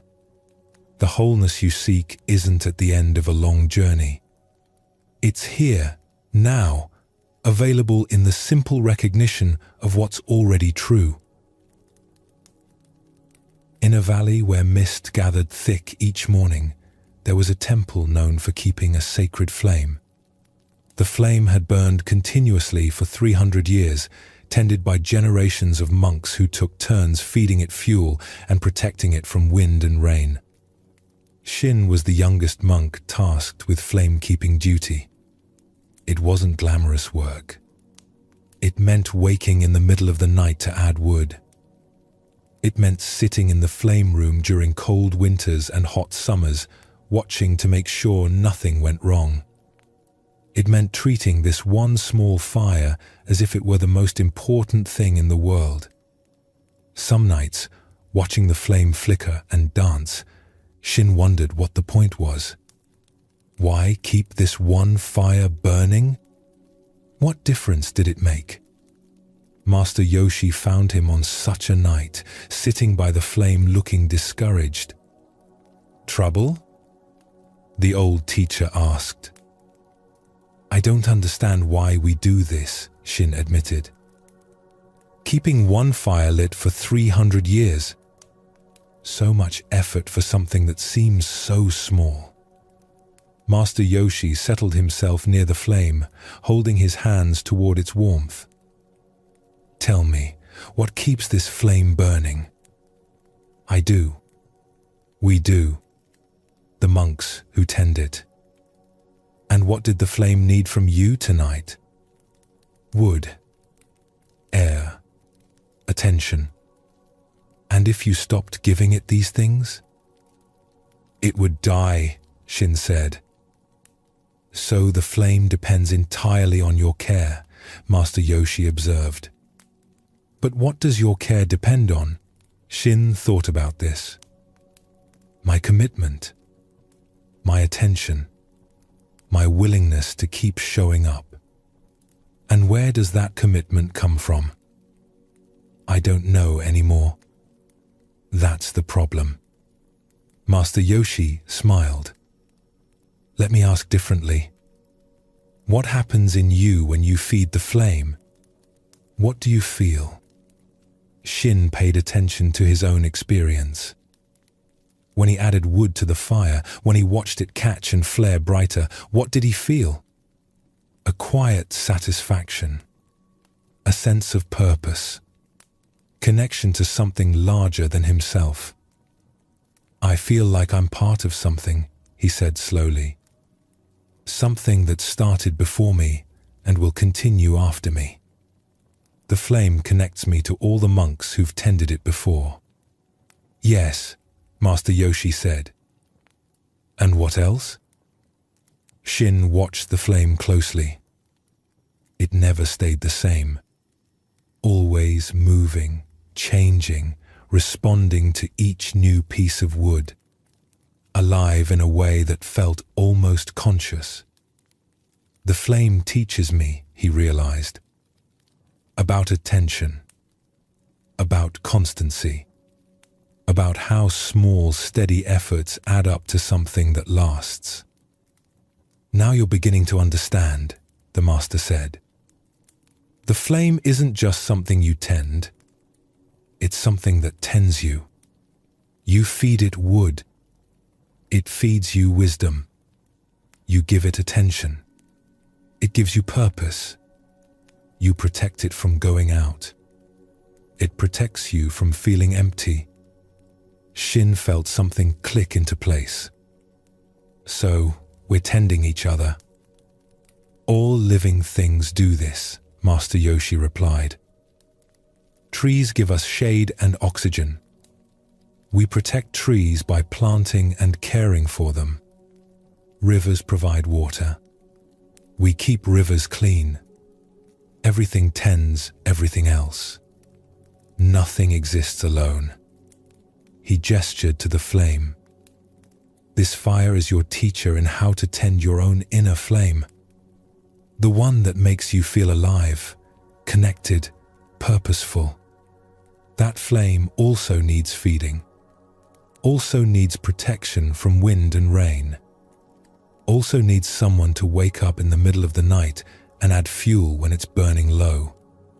How do I feed that flame? Shin asked.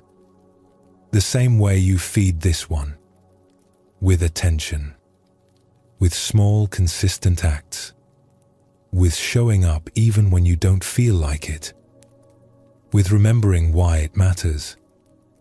Over the months that followed, Shin's relationship with flamekeeping changed. He stopped seeing it as a duty and started experiencing it as a practice. The outer flame became a mirror for his inner flame. When he felt his energy low, his purpose dimming, he would come sit by the fire and remember small fuel, steady tending, constant attention. That's all it took to keep something burning across centuries. He began to notice his inner flame more carefully. What fed it? Time in meditation. Conversations with fellow monks. Moments of quiet in the early morning. Acts of service. Learning something new. These were his fuel. What threatened it? Exhaustion without rest. Comparison with others. Forgetting his purpose. Letting criticism from his own mind blow cold winds on his warmth. These he learned to protect against, the way he protected the outer flame from drafts. One evening, Master Yoshi found him tending the flame with obvious care and attention.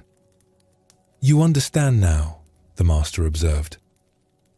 "I understand that keeping the flame alive keeps me alive," Shin replied.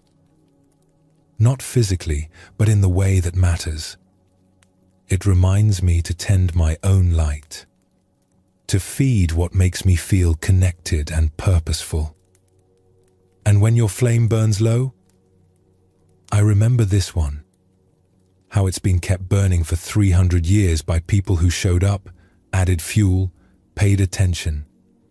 I can do the same for myself." The master nodded with satisfaction. The flame will teach you for the rest of your life. Every time you feed it, you'll remember to feed yourself. Every time you protect it, you'll remember what you need protection from.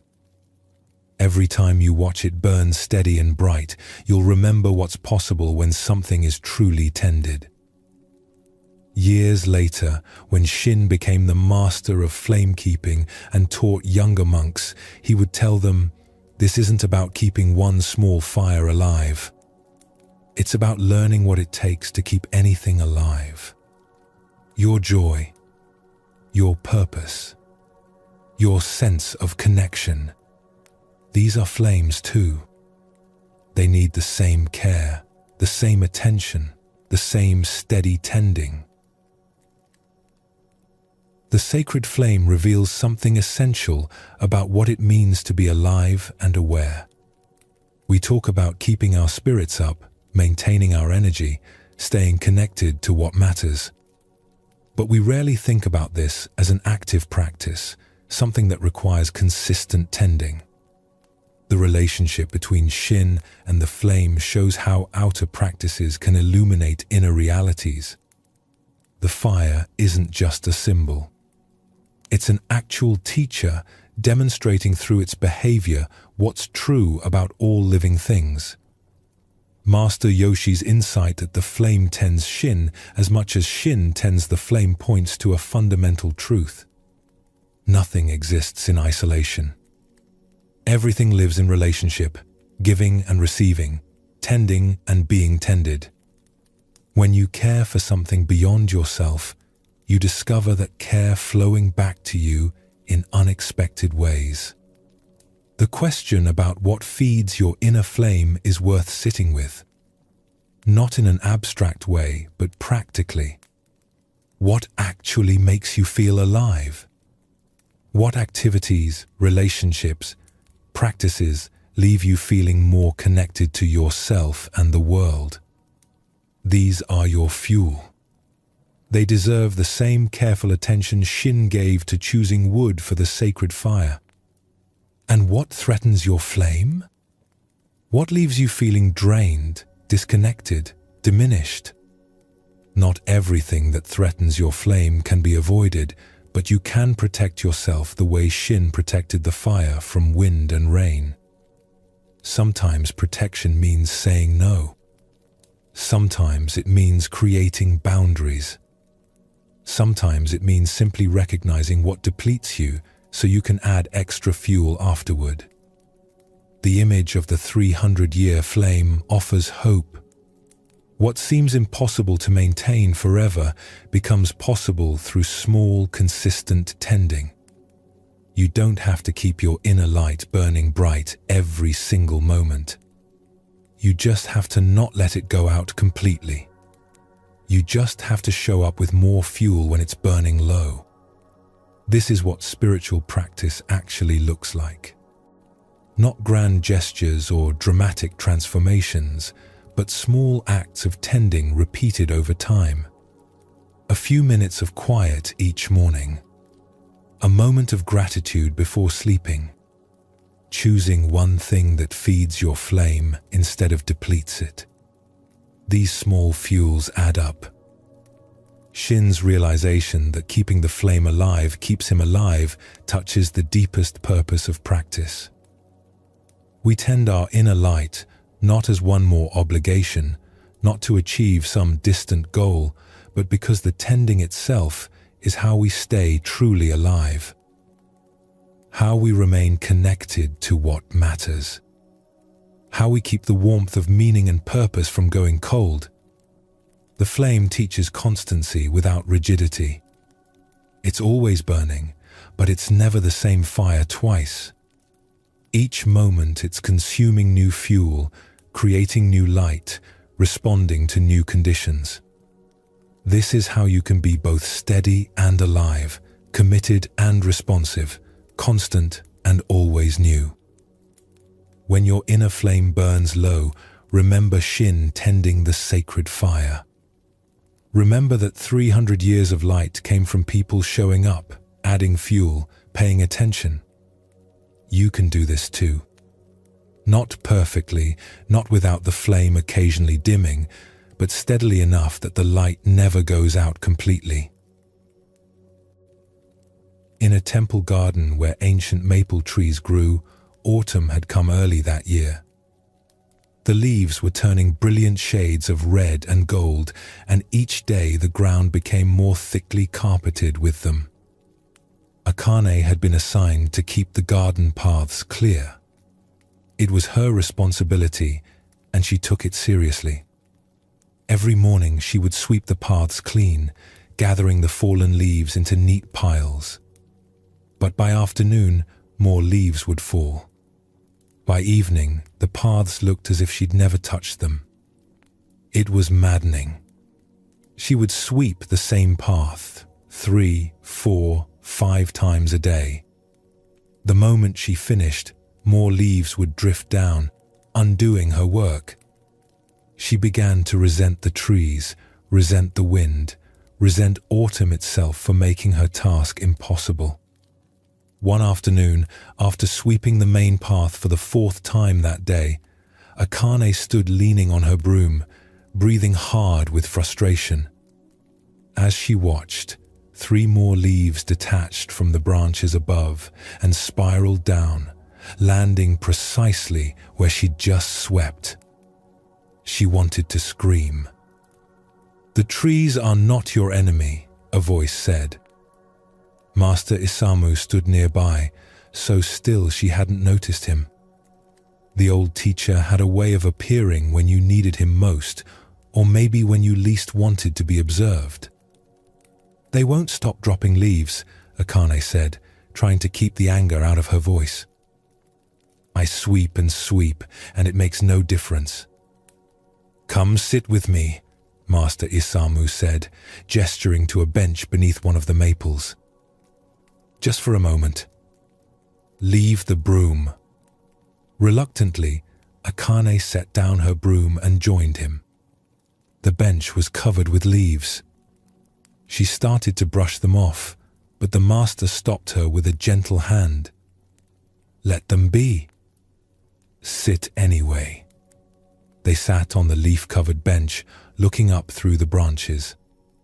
The afternoon light filtered through, turning the remaining leaves into stained glass. "What do you see?" Master Isamu asked. "Leaves. Thousands of them, all waiting to fall and make more work for me."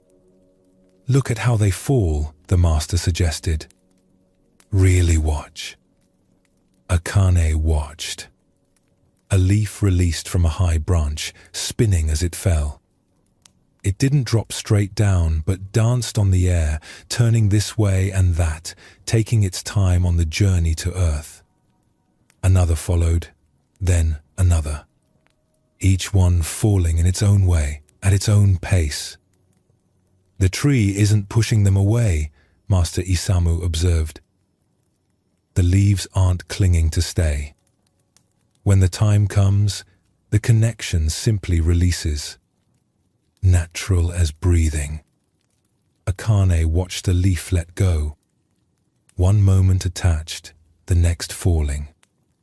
No struggle, no resistance. Just release. "I'm trying to hold back autumn," she said quietly. "You're trying to hold back change," the master replied. "Trying to make things stay as you want them. But the leaves teach something else. They show how to let go when the time comes. Not before, not after. Just when the season turns. But my job is to keep the paths clear." "Yes. And the leaves' job is to fall." Both are true. Both are necessary. The question is whether you can do your job without resenting the leaves for doing theirs. They sat in silence, watching more leaves descend. Akane noticed something she'd missed before. The trees themselves seemed peaceful, unconcerned with losing their leaves. They didn't grip tighter or try to keep what was ready to go. They just let each leaf release when its time came. "I've been holding on to everything too tight," Akane said. "Not just the clean paths. Everything. Trying to keep things exactly as they are, getting upset when anything changes." "And how does that feel?" Master Isamu asked. "Exhausting." "Yes. Fighting change is always exhausting. It's like trying to tell the tree to keep its leaves through winter. The tree knows better. When the season turns, holding on becomes suffering. Letting go becomes freedom." Over the next few days, Akane swept the paths as before, but her relationship to the work changed. She stopped seeing each new fallen leaf as a personal affront. They were just leaves, doing what leaves do. She was just a sweeper, doing what sweepers do. Both following their nature, neither in conflict. She began to enjoy the falling, the way leaves spiraled down like dancers, the soft sound they made landing, the rich smell of them piled in corners. She swept because that was her task, not because she believed she could stop autumn. One morning, Master Isamu found her sitting on the bench, watching leaves fall, her broom resting beside her. "Slacking?" he asked with a smile. "Learning," she replied. "The trees are teaching me how to let go. I thought I needed to control everything, keep everything in place. But watching them release these leaves so easily, I'm learning it's okay to let things change. To let things end when their time comes." "And you're sweeping?" "I still sweep. But I'm not fighting the leaves anymore. I'm just doing my part while they do theirs. It's actually peaceful now." The master nodded. "This is wisdom. Not controlling the seasons, but moving with them. Not resisting change, but recognizing when it's time to release what you've been holding." As autumn deepened, Akane found herself applying this lesson beyond the garden. When difficult emotions arose, she didn't cling to them or fight them away. She let them come and go like falling leaves. When plans didn't work out, she released them more easily, trusting that they'd fallen for a reason. When relationships changed, she practiced the tree's wisdom. Connection is beautiful and release is natural. The garden paths still needed sweeping. The leaves still fell. But Akane had stopped fighting autumn and learned to dance with it instead. The falling leaves teach what might be the hardest lesson in being human, the art of letting go. We spend so much energy trying to hold things in place. Relationships that have run their course. Jobs that no longer fit. Versions of ourselves we've outgrown. We grip tight, afraid that letting go means losing something essential. But watch a tree in autumn. It doesn't diminish itself by releasing its leaves. It doesn't become less than it was. The letting go is part of its nature, part of the cycle that allows new growth when spring returns. Akane's struggle was thinking she could prevent change through sheer effort. But fighting change doesn't stop it. It only exhausts you. The leaves fall whether you resent them or welcome them. The only question is how much you suffer in the process. Master Isamu's teaching points to something subtle. Letting go isn't giving up or being passive. It's recognizing when holding on has become suffering. The tree knows this instinctively. When the season turns, when the connection between branch and leaf has served its purpose, release becomes natural. We can develop this same wisdom. Not letting go of everything indiscriminately, but learning to sense when we're gripping something past its time. When the effort to maintain what was is preventing what wants to become. The peace Akane found came not from getting the trees to stop dropping leaves, but from accepting that falling is what leaves do. She could sweep without resenting the nature of things. She could do her work without needing reality to be different than it is. This acceptance doesn't mean you stop caring or cease your efforts. Akane still swept the paths, but she swept in harmony with autumn rather than in opposition to it. She did her part without demanding that the world stop doing its part. Think about what you might be holding too tightly. What are you trying to preserve past its natural season? What would it feel like to release your grip just slightly, to let things change and shift and fall away when their time comes? The trees show that letting go can be graceful, not a violent ripping away, but a gentle release when the connection has naturally dissolved. This is how endings can be when we stop fighting them. Natural, peaceful, making space for whatever comes next. In a valley monastery known for its demanding practices, there lived a young monk named Daiki who had been training for 5 years. He meditated for hours each day. He studied the ancient texts until his eyes ached. He performed every ritual with exacting precision. He barely slept, afraid that rest meant slacking in his spiritual pursuit. Other monks seemed peaceful, settled in their practice. But Daiki felt farther from enlightenment than when he'd started. The harder he tried, the more elusive peace became. It was like chasing a shadow. The faster he ran toward it, the faster it fled. He was exhausted. His body ached from long meditation sessions in rigid posture. His mind spun with concepts and techniques and frameworks for understanding. He had notebooks full of insights, plans for practice, goals for realization. But actual peace? That remained out of reach. One evening, unable to sit still for another moment, Daiki walked out to the edge of the monastery grounds where a small stream ran. He sat on a rock by the water, his whole body tense with frustration. Master Kaito found him there, hunched over, head in his hands. "Daiki," the old teacher said gently, "you look worse than when you arrived 5 years ago." "I'm trying so hard, Master," Daiki said, looking up with red-rimmed eyes. "I practice more than anyone. I study longer, meditate deeper, push myself harder.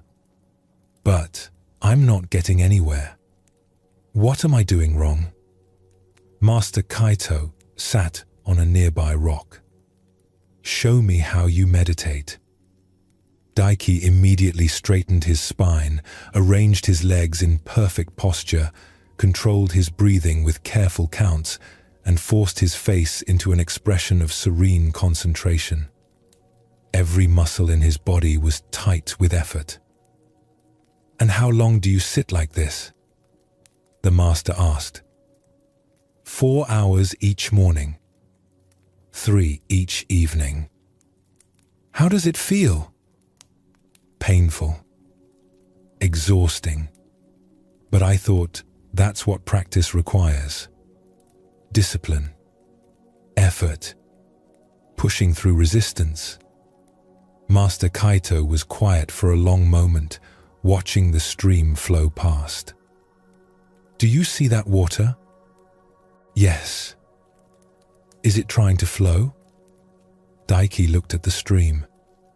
The water moved effortlessly over rocks, around roots, following the path of least resistance. It wasn't straining or forcing. It just flowed, because that's what water does. "No," Daiki admitted. "It's just flowing." "And does it reach the ocean?" "Eventually, yes." "Through trying hard?" "Through following its nature." Master Kaito nodded. "For 5 years, you've been trying to force yourself into enlightenment, trying to create peace through effort. But peace isn't something you achieve through struggle.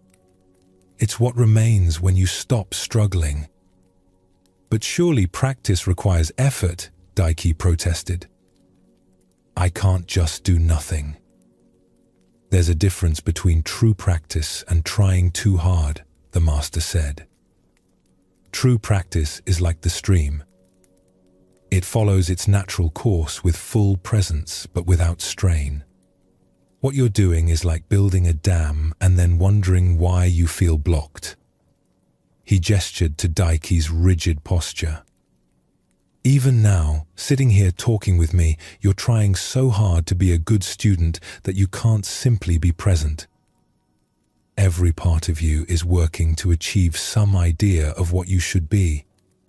Can you feel how exhausting that is? Daiki felt it.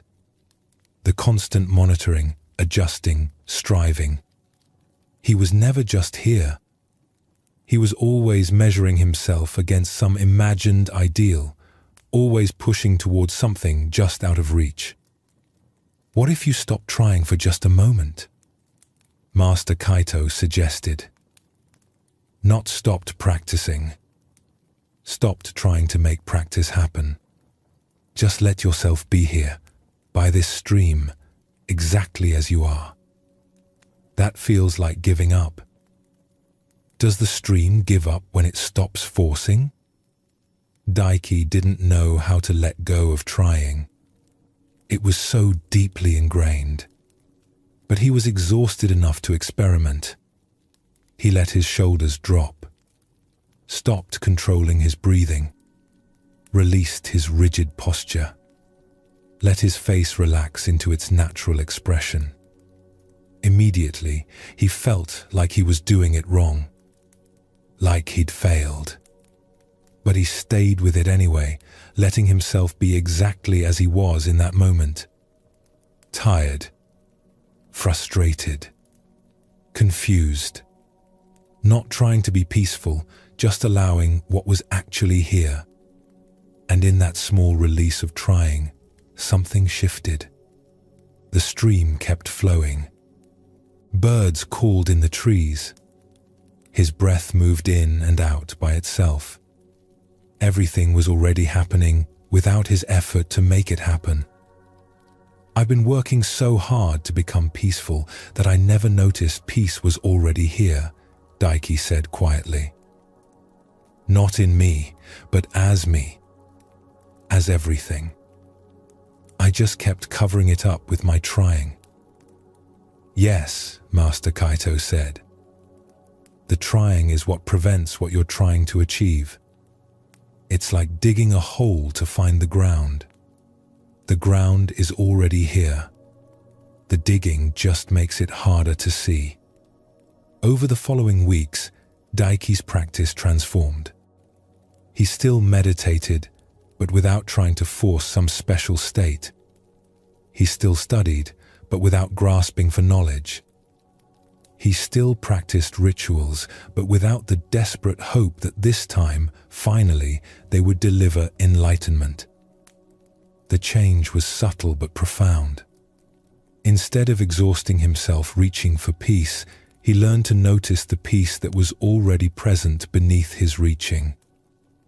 Instead of trying to become someone worthy of awakening, he started recognizing the awareness that was already awake, already here, already whole.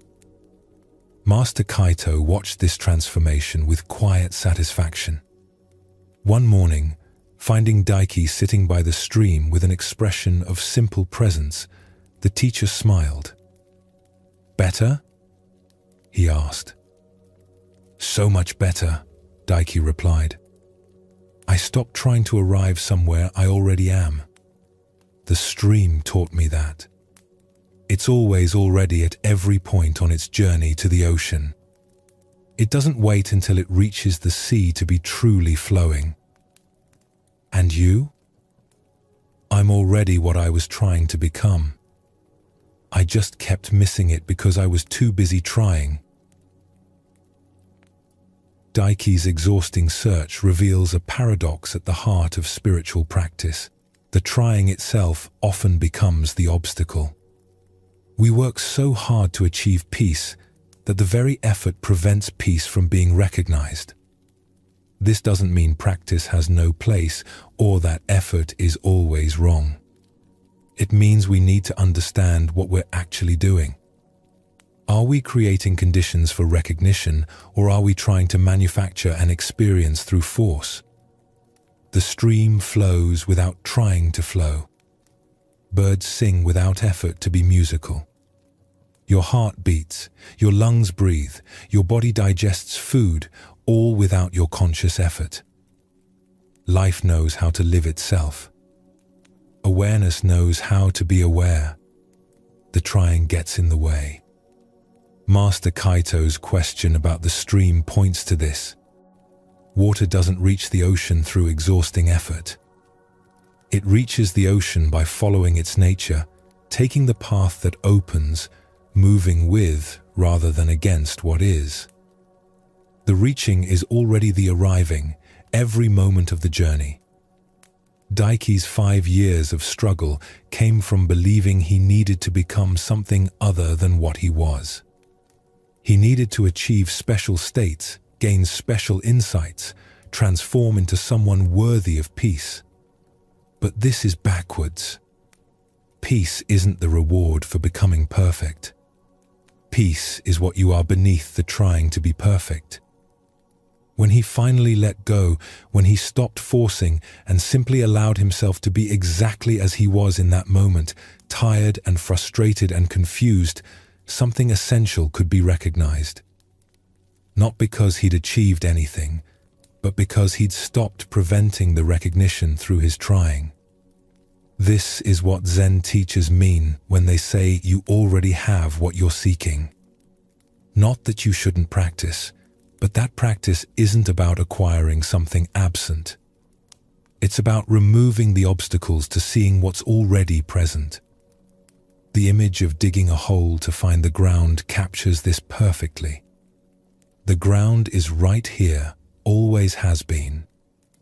The digging just keeps you too busy to notice. When you stop digging, when you simply stand still, the ground reveals itself as what you've been standing on all along. Think about your own striving. Where are you trying too hard? Where has effort become a barrier rather than a bridge?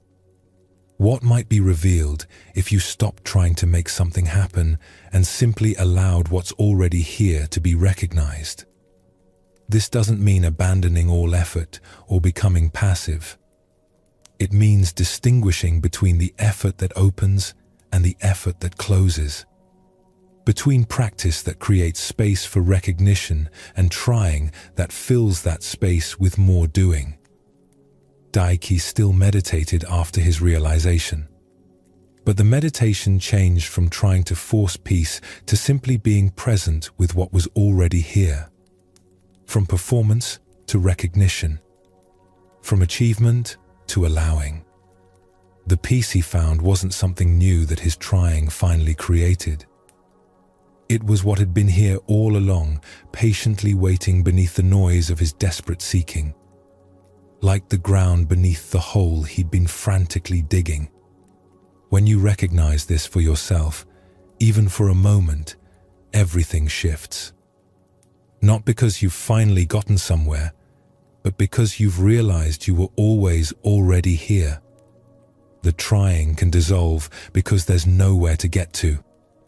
The striving can ease because there's nothing to become. You can simply be what you already are, which is already enough, already whole, already home. These ancient teachings from Zen Buddhism point to something simple beneath all their varied forms. The peace you seek isn't distant. The wholeness you long for isn't absent. The freedom you pursue isn't waiting at the end of some long journey. Everything these stories have touched, from mountains and caves to bamboo and lotus flowers, from gardens and rivers to eagles and flames, they all point to the same truth. What you seek is already here, already you, already complete. Not because you've earned it or achieved it, but because it's your fundamental nature, temporarily hidden beneath layers of seeking and striving and believing something's wrong. The mountain showed that peace doesn't depend on perfect conditions. The cave revealed the sacred space inside yourself. The bamboo taught flexibility rooted in strength. The lotus demonstrated beauty emerging from mud. The garden showed harmony between order and chaos. The still river revealed peace that holds movement within itself. The eagle offered perspective that sees without being caught. The rose held both beauty and thorn in the same embrace. The moon reflected your completeness exactly as you are. The flame illuminated what it means to tend what matters. The falling leaves taught the grace of letting go. The stream showed that trying prevents the natural flow you're trying to create. Each teaching, each story, each moment of recognition points toward the same understanding. You're already home. You've always been home. The journey was never about getting somewhere else. It was about recognizing where you've always been. As you settle now into this moment, you might let all the seeking dissolve. Let all the trying ease. Let all the questions about whether you're doing it right simply fall away like autumn leaves from a tree that knows its nature. You don't need to hold on to these teachings. They've already done their work simply by being heard. Like seeds planted in good soil, they'll grow in their own time, in their own way, without your effort to make them grow. What remains now is simple. You're here, breathing, aware. The day is complete. Tomorrow hasn't arrived. Everything that needed to happen has happened. Everything that needs to happen will happen in its own time. You can rest now. Not because you've finished everything. Not because you've achieved some special state. But because rest is your natural condition when you stop preventing it. Let your body settle into its support. Let your breath find its own rhythm. Let your mind be however it wants to be, busy or quiet, active or still. None of it needs to be different. The awareness that's been with you through all these stories, the one that's been listening and understanding, that awareness doesn't need to sleep. It's always here, always awake in its own way, always holding everything in its vast acceptance. You can rest in that awareness. You can let it hold you the way the earth holds the mountain, the way the lake holds the lotus, the way the sky holds the eagle. Completely, safely, with infinite patience. There's nowhere else you need to be. Nothing else you need to figure out. No problem that requires solving right now. Everything can wait until morning. Everything can rest. And in this rest, you join countless others who have discovered what these teachings point toward. The simple peace of being exactly what you are, exactly where you are, exactly as you are. May you rest deeply. May you wake refreshed. May you carry the peace you've touched here into whatever tomorrow brings. Sleep well, and thank you for joining us here at Sleepy Monk.